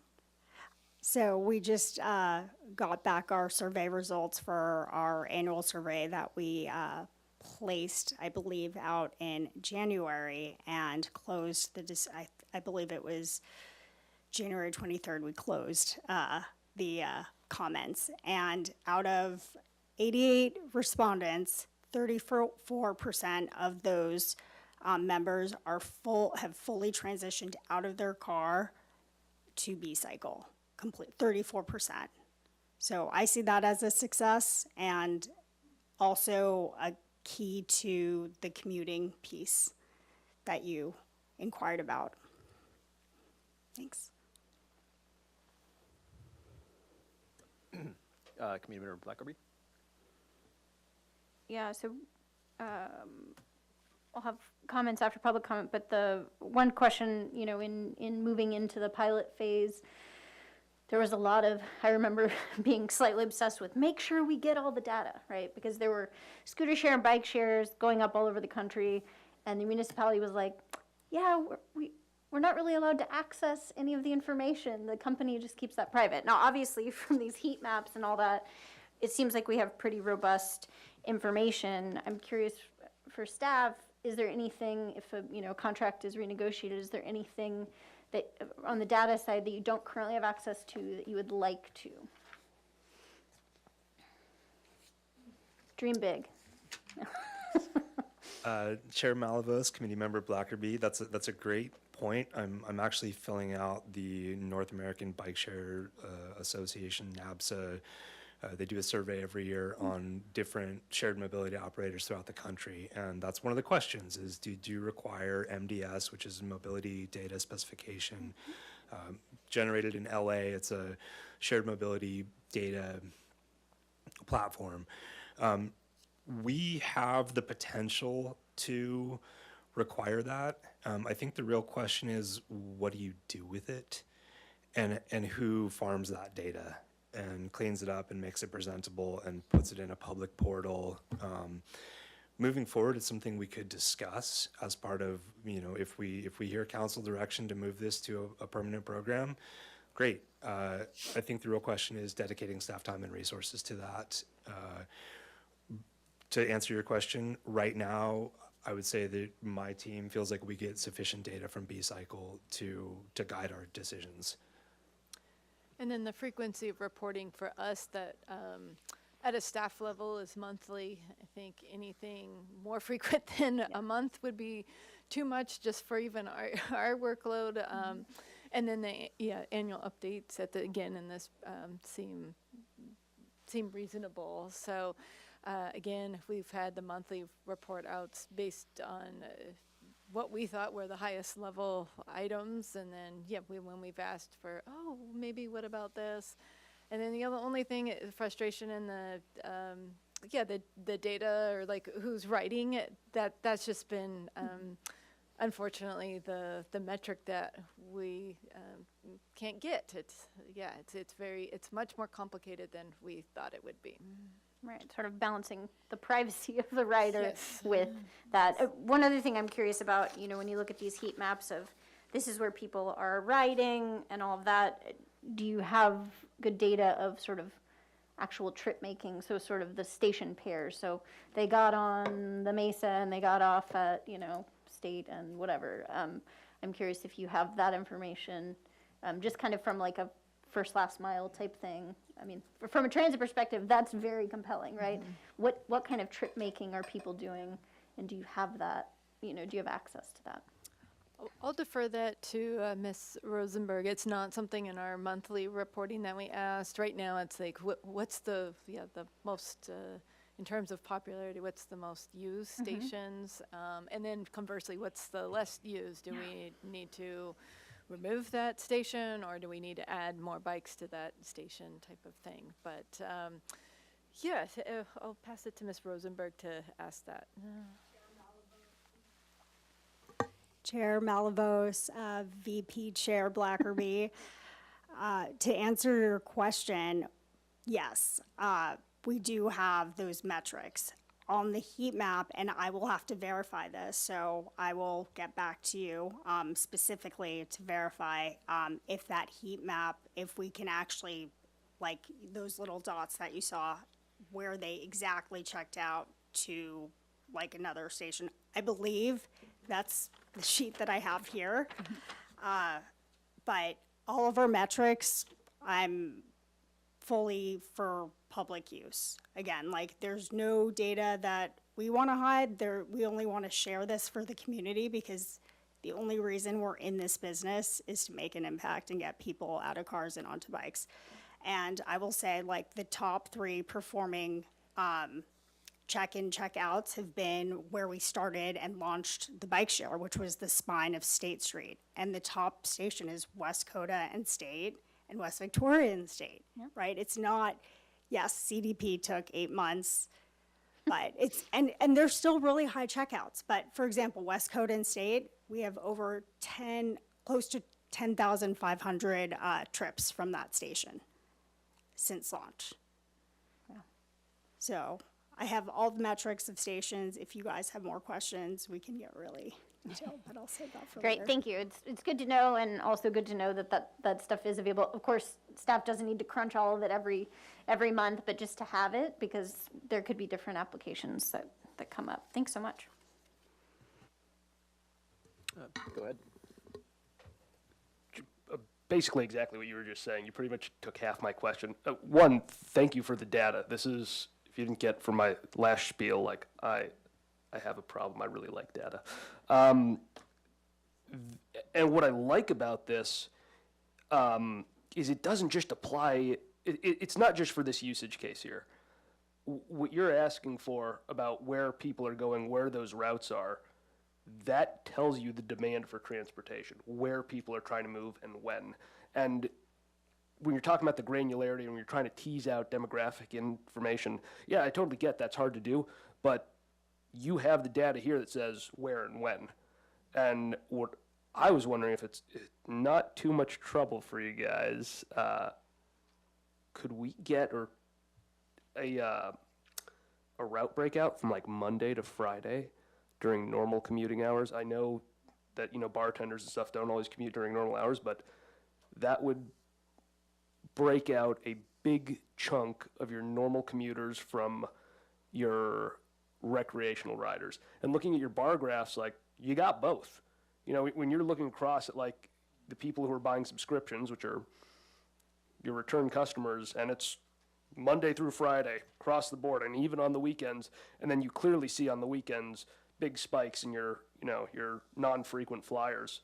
I think that'd be useful data, just not just for you guys and what you're doing, but for all our transportation scenarios. Like, where are people moving? Where do they want to go?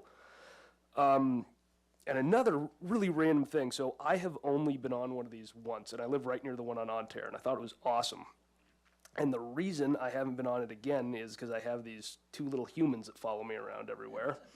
And one's 1.5 and one's 6, and a bit small for a B-cycle. Have you guys ever thought about putting like the hitches on them for like a Thule, I don't know how you pronounce that, Brand, but those ubiquitous bike trailers that usually they either connect to the seat post via a collar, or there's these goofy little like $15 like ball and socket hitches that go right on the spindle, which if the spindle's got a quick release, anyone can throw it on. You guys obviously don't want that for theft reasons. But have you guys ever thought about doing that? I mean, I don't want to extrapolate my experience onto the rest of the demand, because I'm probably a very unique case in that regard, but I'd use these all the time if I could put my kid's bike trailer on it. So, I mean, has that ever crossed your guys' minds? Committee Chair Malavos and Committee Member Metzenberg. Conrad. Committee Member Conrad. No is the answer, and I'll tell you why. When we did the RFA, the request for applications, we got 3 different bids from different bike share operators, a private business that was trying to start up, and when we said, bring us your best bike and show us what you got. And we got a really fancy bike that everybody loved riding, and it went really fast, and it was delicate and looked really nice. And we got a very municipal, kind of clunky e-bike that Hopper offered, and then we got the B-cycle bike. And this is a heavy e-bike. It's covered in anti-theft hardware. You can't take the seat post off. So we were in the middle of this RFA discussion, and I went over to the fancy bike and I undid the quick release and I took the seat. And I said, how's this going to work? And that's what we found, is that if there's something on a bike that can walk away, it will. And additionally, you know, we're not trying to aim this to kids, even though sometimes kids ride B-cycle bikes. Technically, you have to be over 18 and have a credit card to check one out, but suffice to say, like, people abuse that. I think bike shares should be accessible, but I think in order to keep the bikes theft-proof, tamper-resistant, and serve the most people most effectively, like keeping them simple and having them do what they do well is what B-Cycle has done here. And I think when you get into the realm of, wanting to carry your kids, that's probably a personal bike purchase.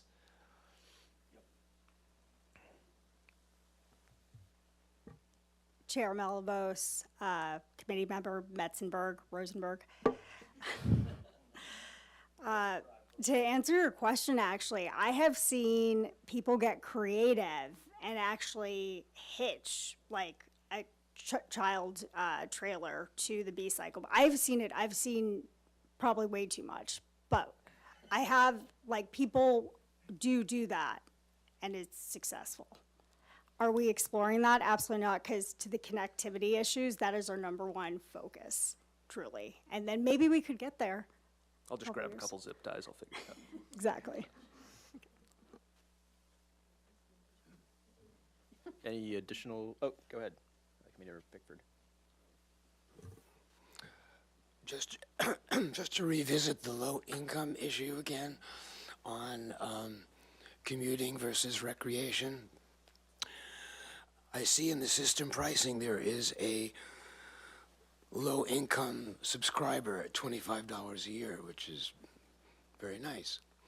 So my question is, I assume you have the numbers for what percentage of those 800,000 rides are those low income people? That's question one. Question two is, what is being done to engage that community and let them know that this exists? I'll take a stab.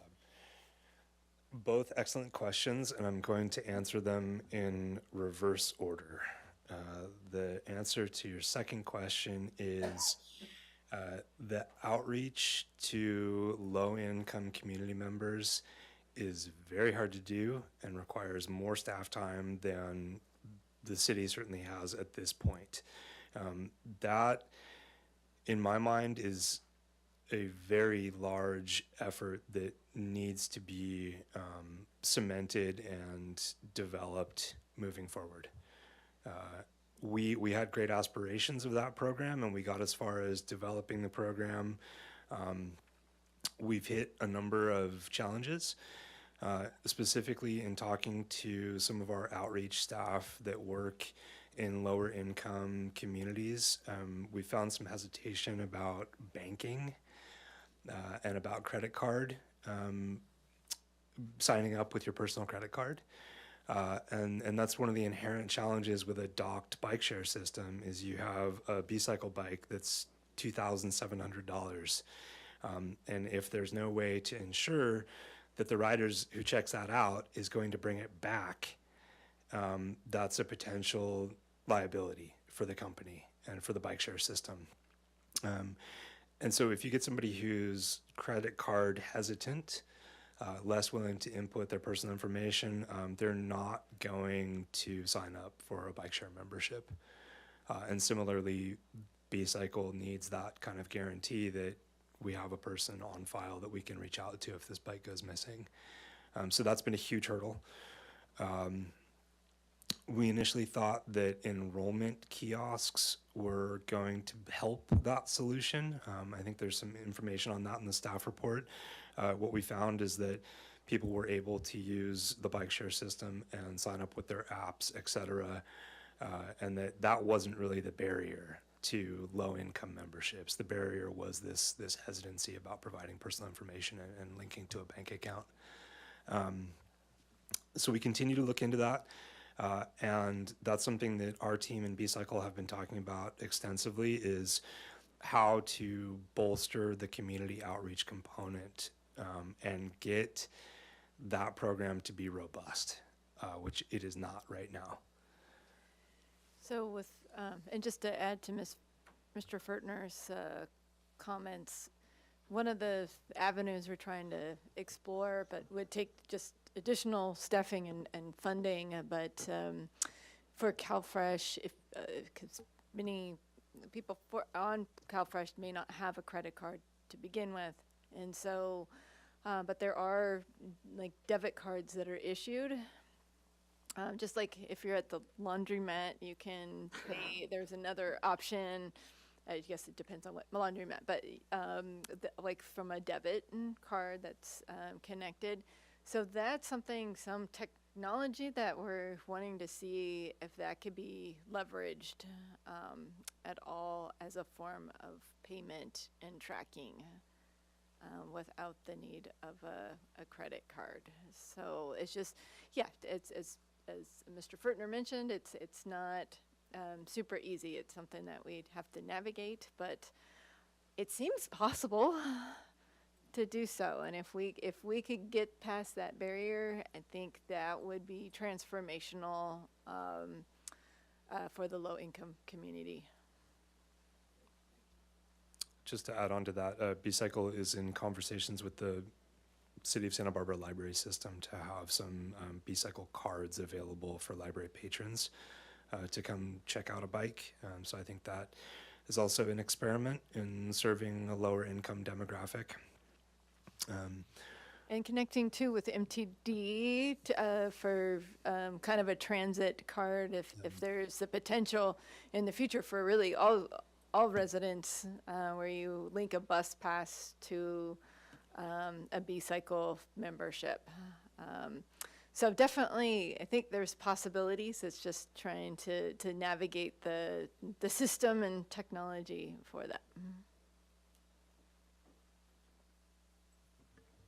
Any additional questions? Okay, go ahead, please.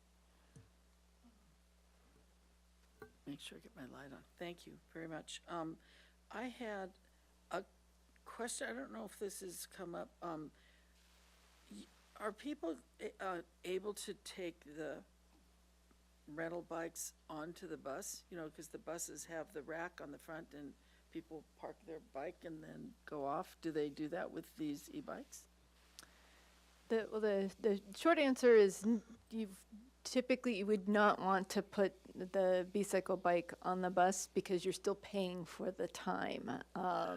So ideally you want to park your bike at the said bus stop, and then hopefully where your other side of the destination is that then there would be another a B-Cycle station to take you again to your home. When I saw some of those spots that seemed kind of far away, I thought maybe they'd thrown the bike on the bus, but okay, that helps. And I have a concern about your numbers.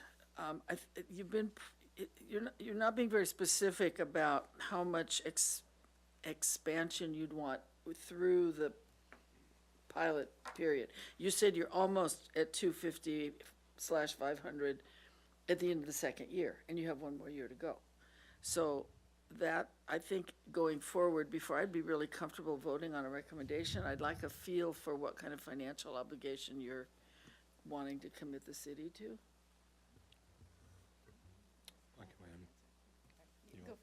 Go ahead, by all means. Thank you, Committee Member Rodriguez, for the question. We really vacillated on do we put a number to it or not, and so there's pros and cons. There's if we were to just say, I don't know, 20 more or stations or 20 or 30 more bikes or that type of thing, is that too limiting, again, as new bike infrastructure comes online, where we're stuck again, where we have to return to council for then more approvals. And so we kept it without a number. But then for B-Cycle, with their existing staffing, they're still in a pilot phase, so it's not guaranteed. There's only going to be so much resources dedicated to that. So the bottom line is it wouldn't be like a doubling of the system. I think we'll see like a marginal increase. We just didn't want to state the number of bikes and docks. As a city council member, I wouldn't be thrilled to vote for something if you're not going to give me some idea of what you're going to do, maybe even a not to exceed number. I'm just throwing that out. That's great feedback, and that's something that we've been talking about as well. Colloquially, we've asked B-Cycle what they feel they can expand to without having impacts on their staffing resources, et cetera. And the number that we came up with was 550 docks and 275 e-bikes, so a 50 dock expansion from where we are right now. Again, the challenge that we face is, and I understand where you're coming from as a hypothetical council member. We're not saying we want to put in 1,000 docks in the city of Santa Barbara. That being said, we're in a position now where we're out of room and we have nowhere else to go. Is it going to be 555 docks or 550? And how do you balance that? So that's something that we'll be aware of when we go to council in April, is framing that to be more clear about the realistic expectations of expansion without putting undue burden on B-Cycle. And one more request is put some down at Henry's Beach, please. As soon as possible. Oh, if you only knew. Okay, if there's no other questions, I got a couple.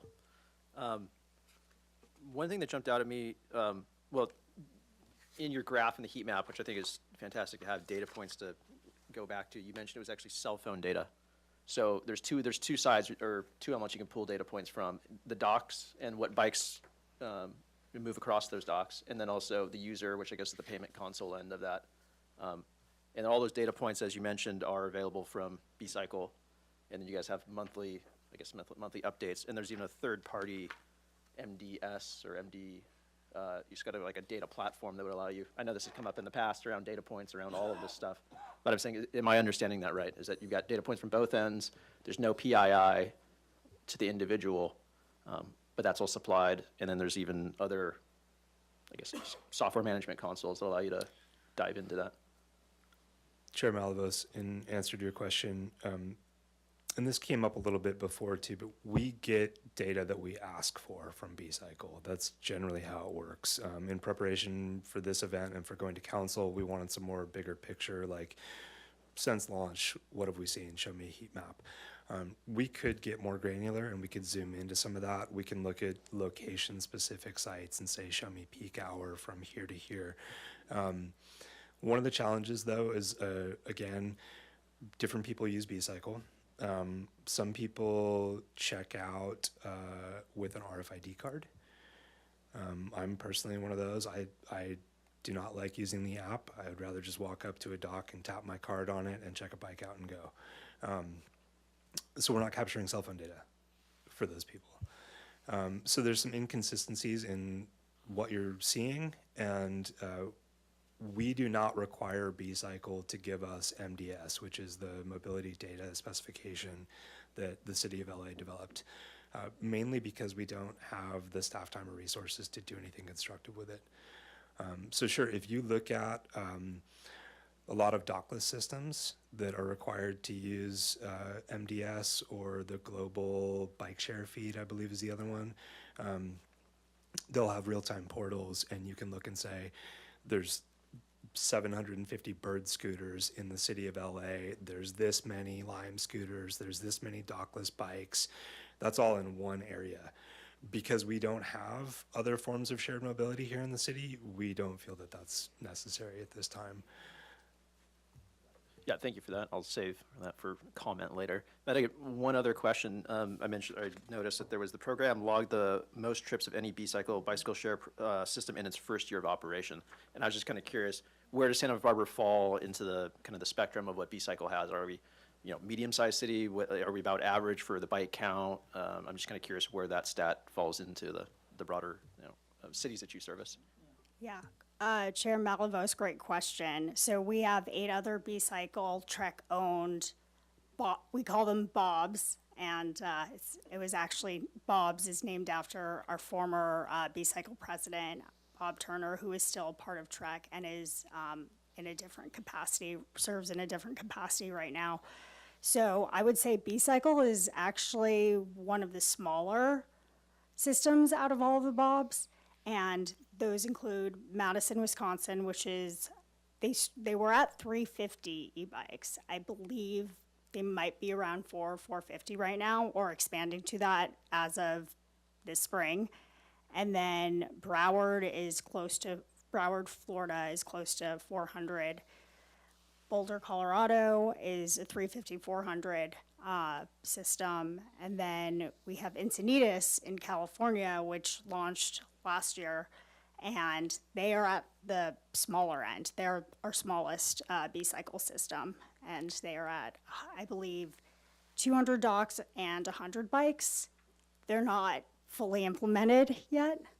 So, but in terms of operational capacity and in terms of ridership revenue and everything financially as a whole, Santa Barbara outdid all of those other 8 systems the first year. Yeah, thank you for that. I think that's Okay. very helpful. Okay, so there's no other questions, and we can go to public comment, if there is any. Chair Malavos and committee members, we do not have any speakers for public comment at this time. Thank you. Okay, so then the committee could go to closing comment on this. Yes, please go ahead. Yeah, one thing I just wanted to say is your accident rate is phenomenal. Way better than my personal biking rate. 3 of my biking buddies and I have 50 broken bones between us. And we haven't ridden, I don't think we've ridden 1 million miles like, you're getting close to. So anyway, congratulations. I guess the 17 mile per hour thing and fat tires, all that, just.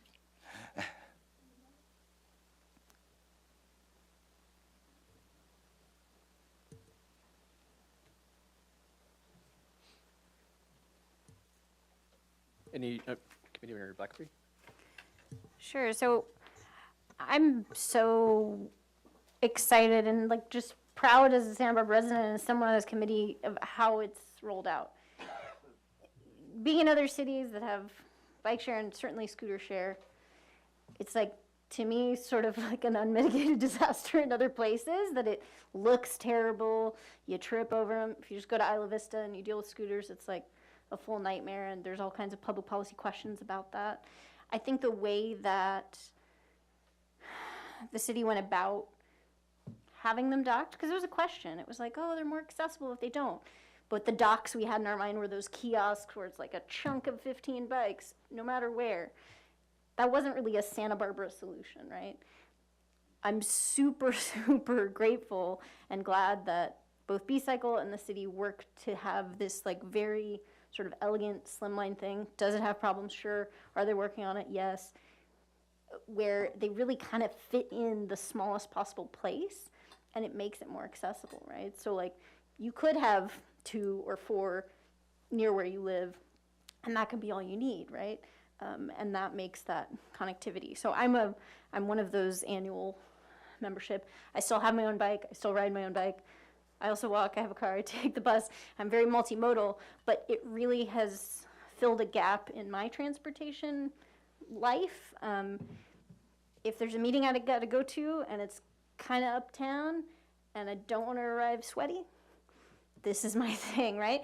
If there's something where I know I'm going to come to work, but then at the end of the day, I'm going to walk downtown, go to happy hour or something, I'll B-Cycle to work, and then I'll walk home.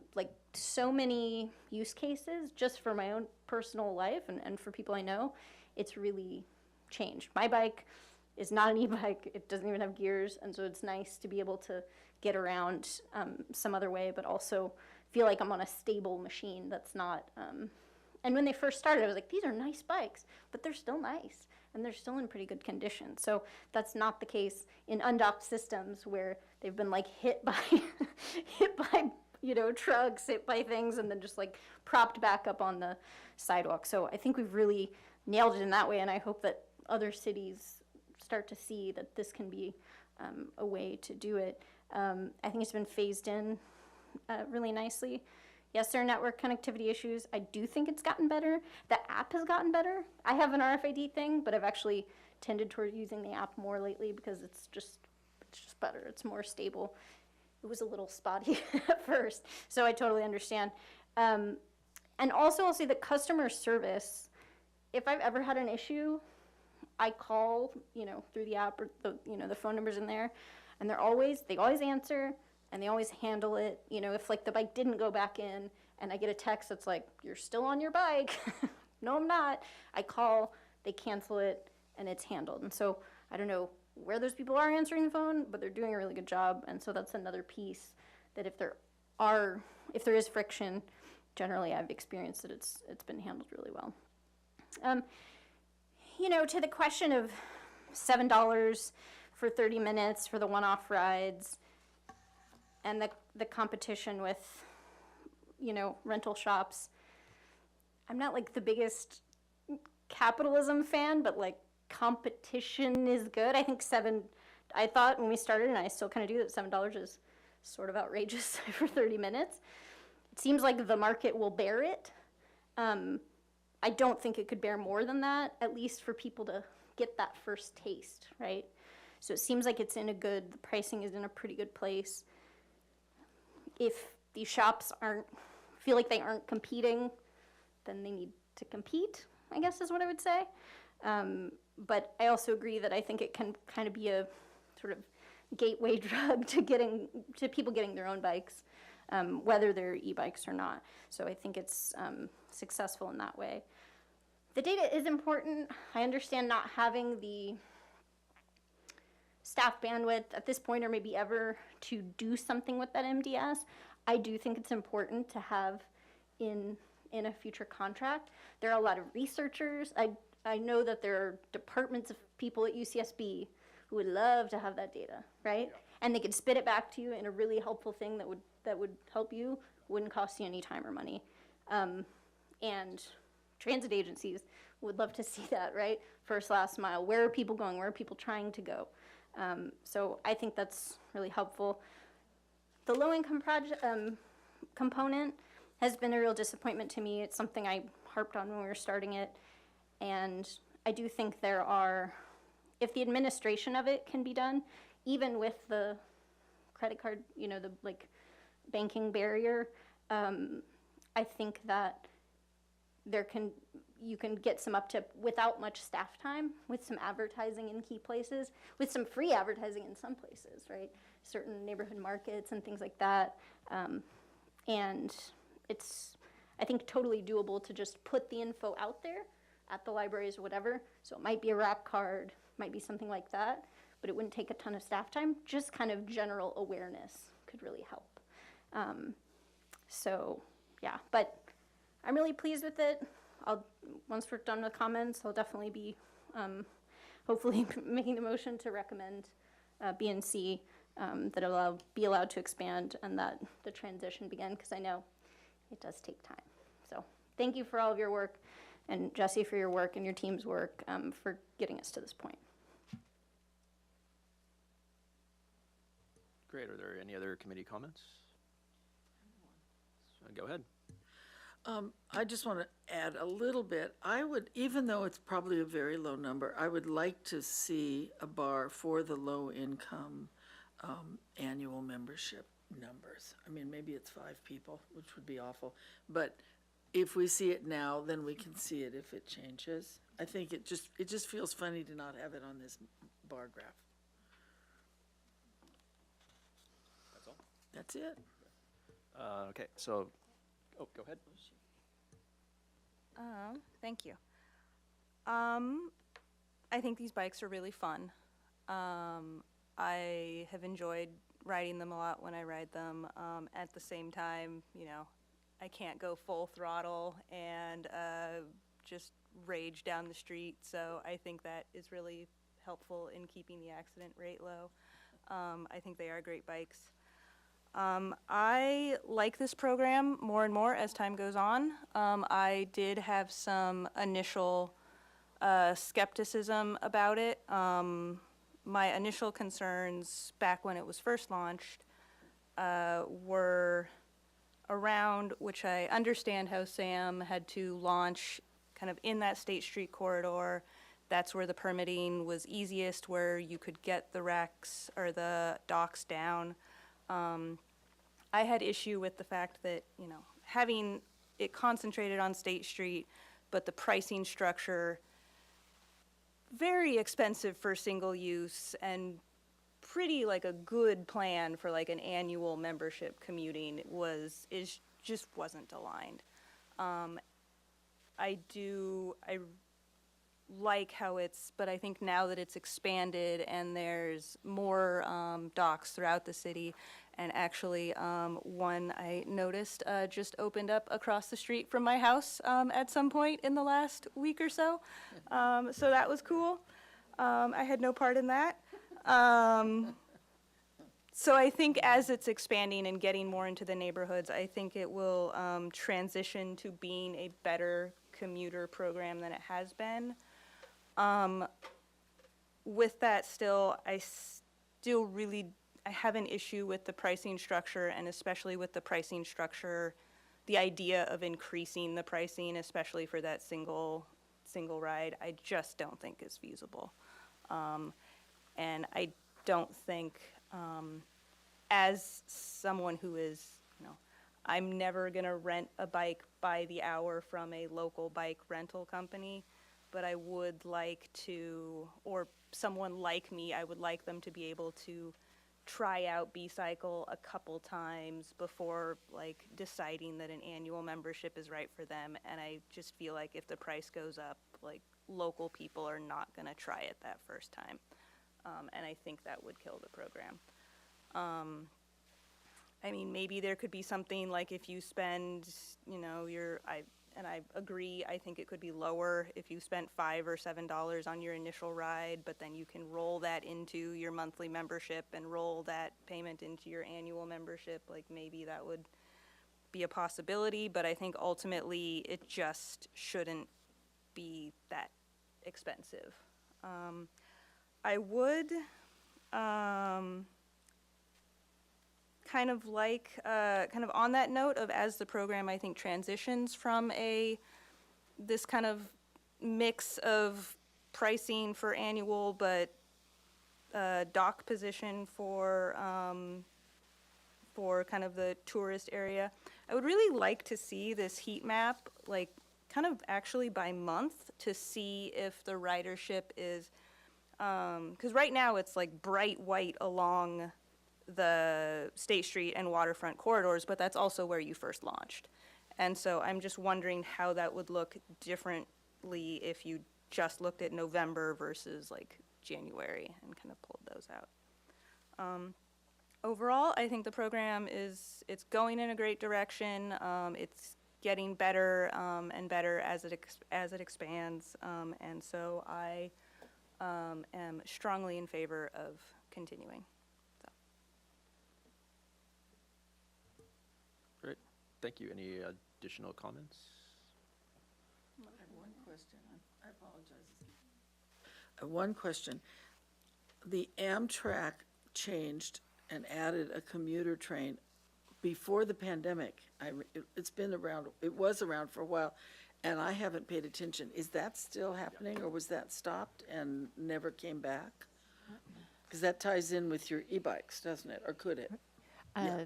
Yes, Chair Malavos and Committee Member Rodriguez, that's a great question, and it is not happening. And I don't have a time of when it will return, other than it's the buzz of when is it returning, and I don't have a date set, but that would be another perfect synergy for those coming up from Ventura to work, and they need to get to their office, and their office is 6 blocks away.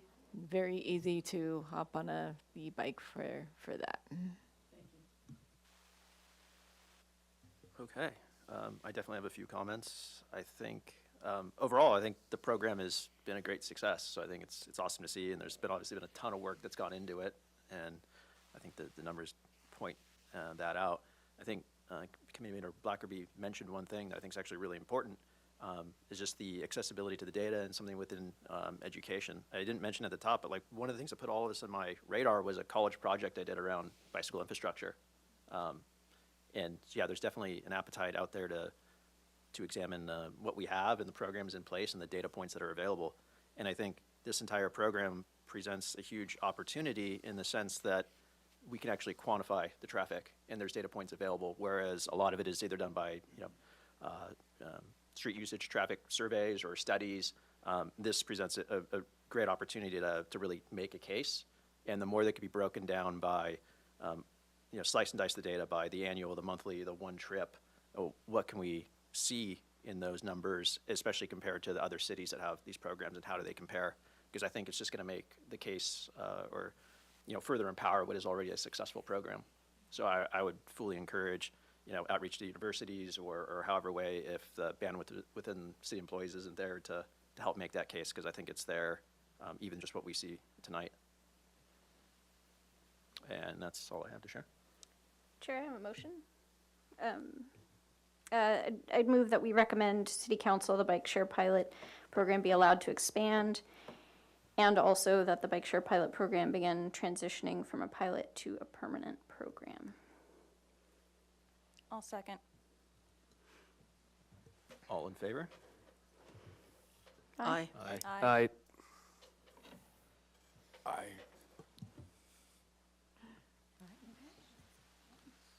All right. And with that, I'm making a motion to adjourn the meeting. Second. Done. Hey. All right, great.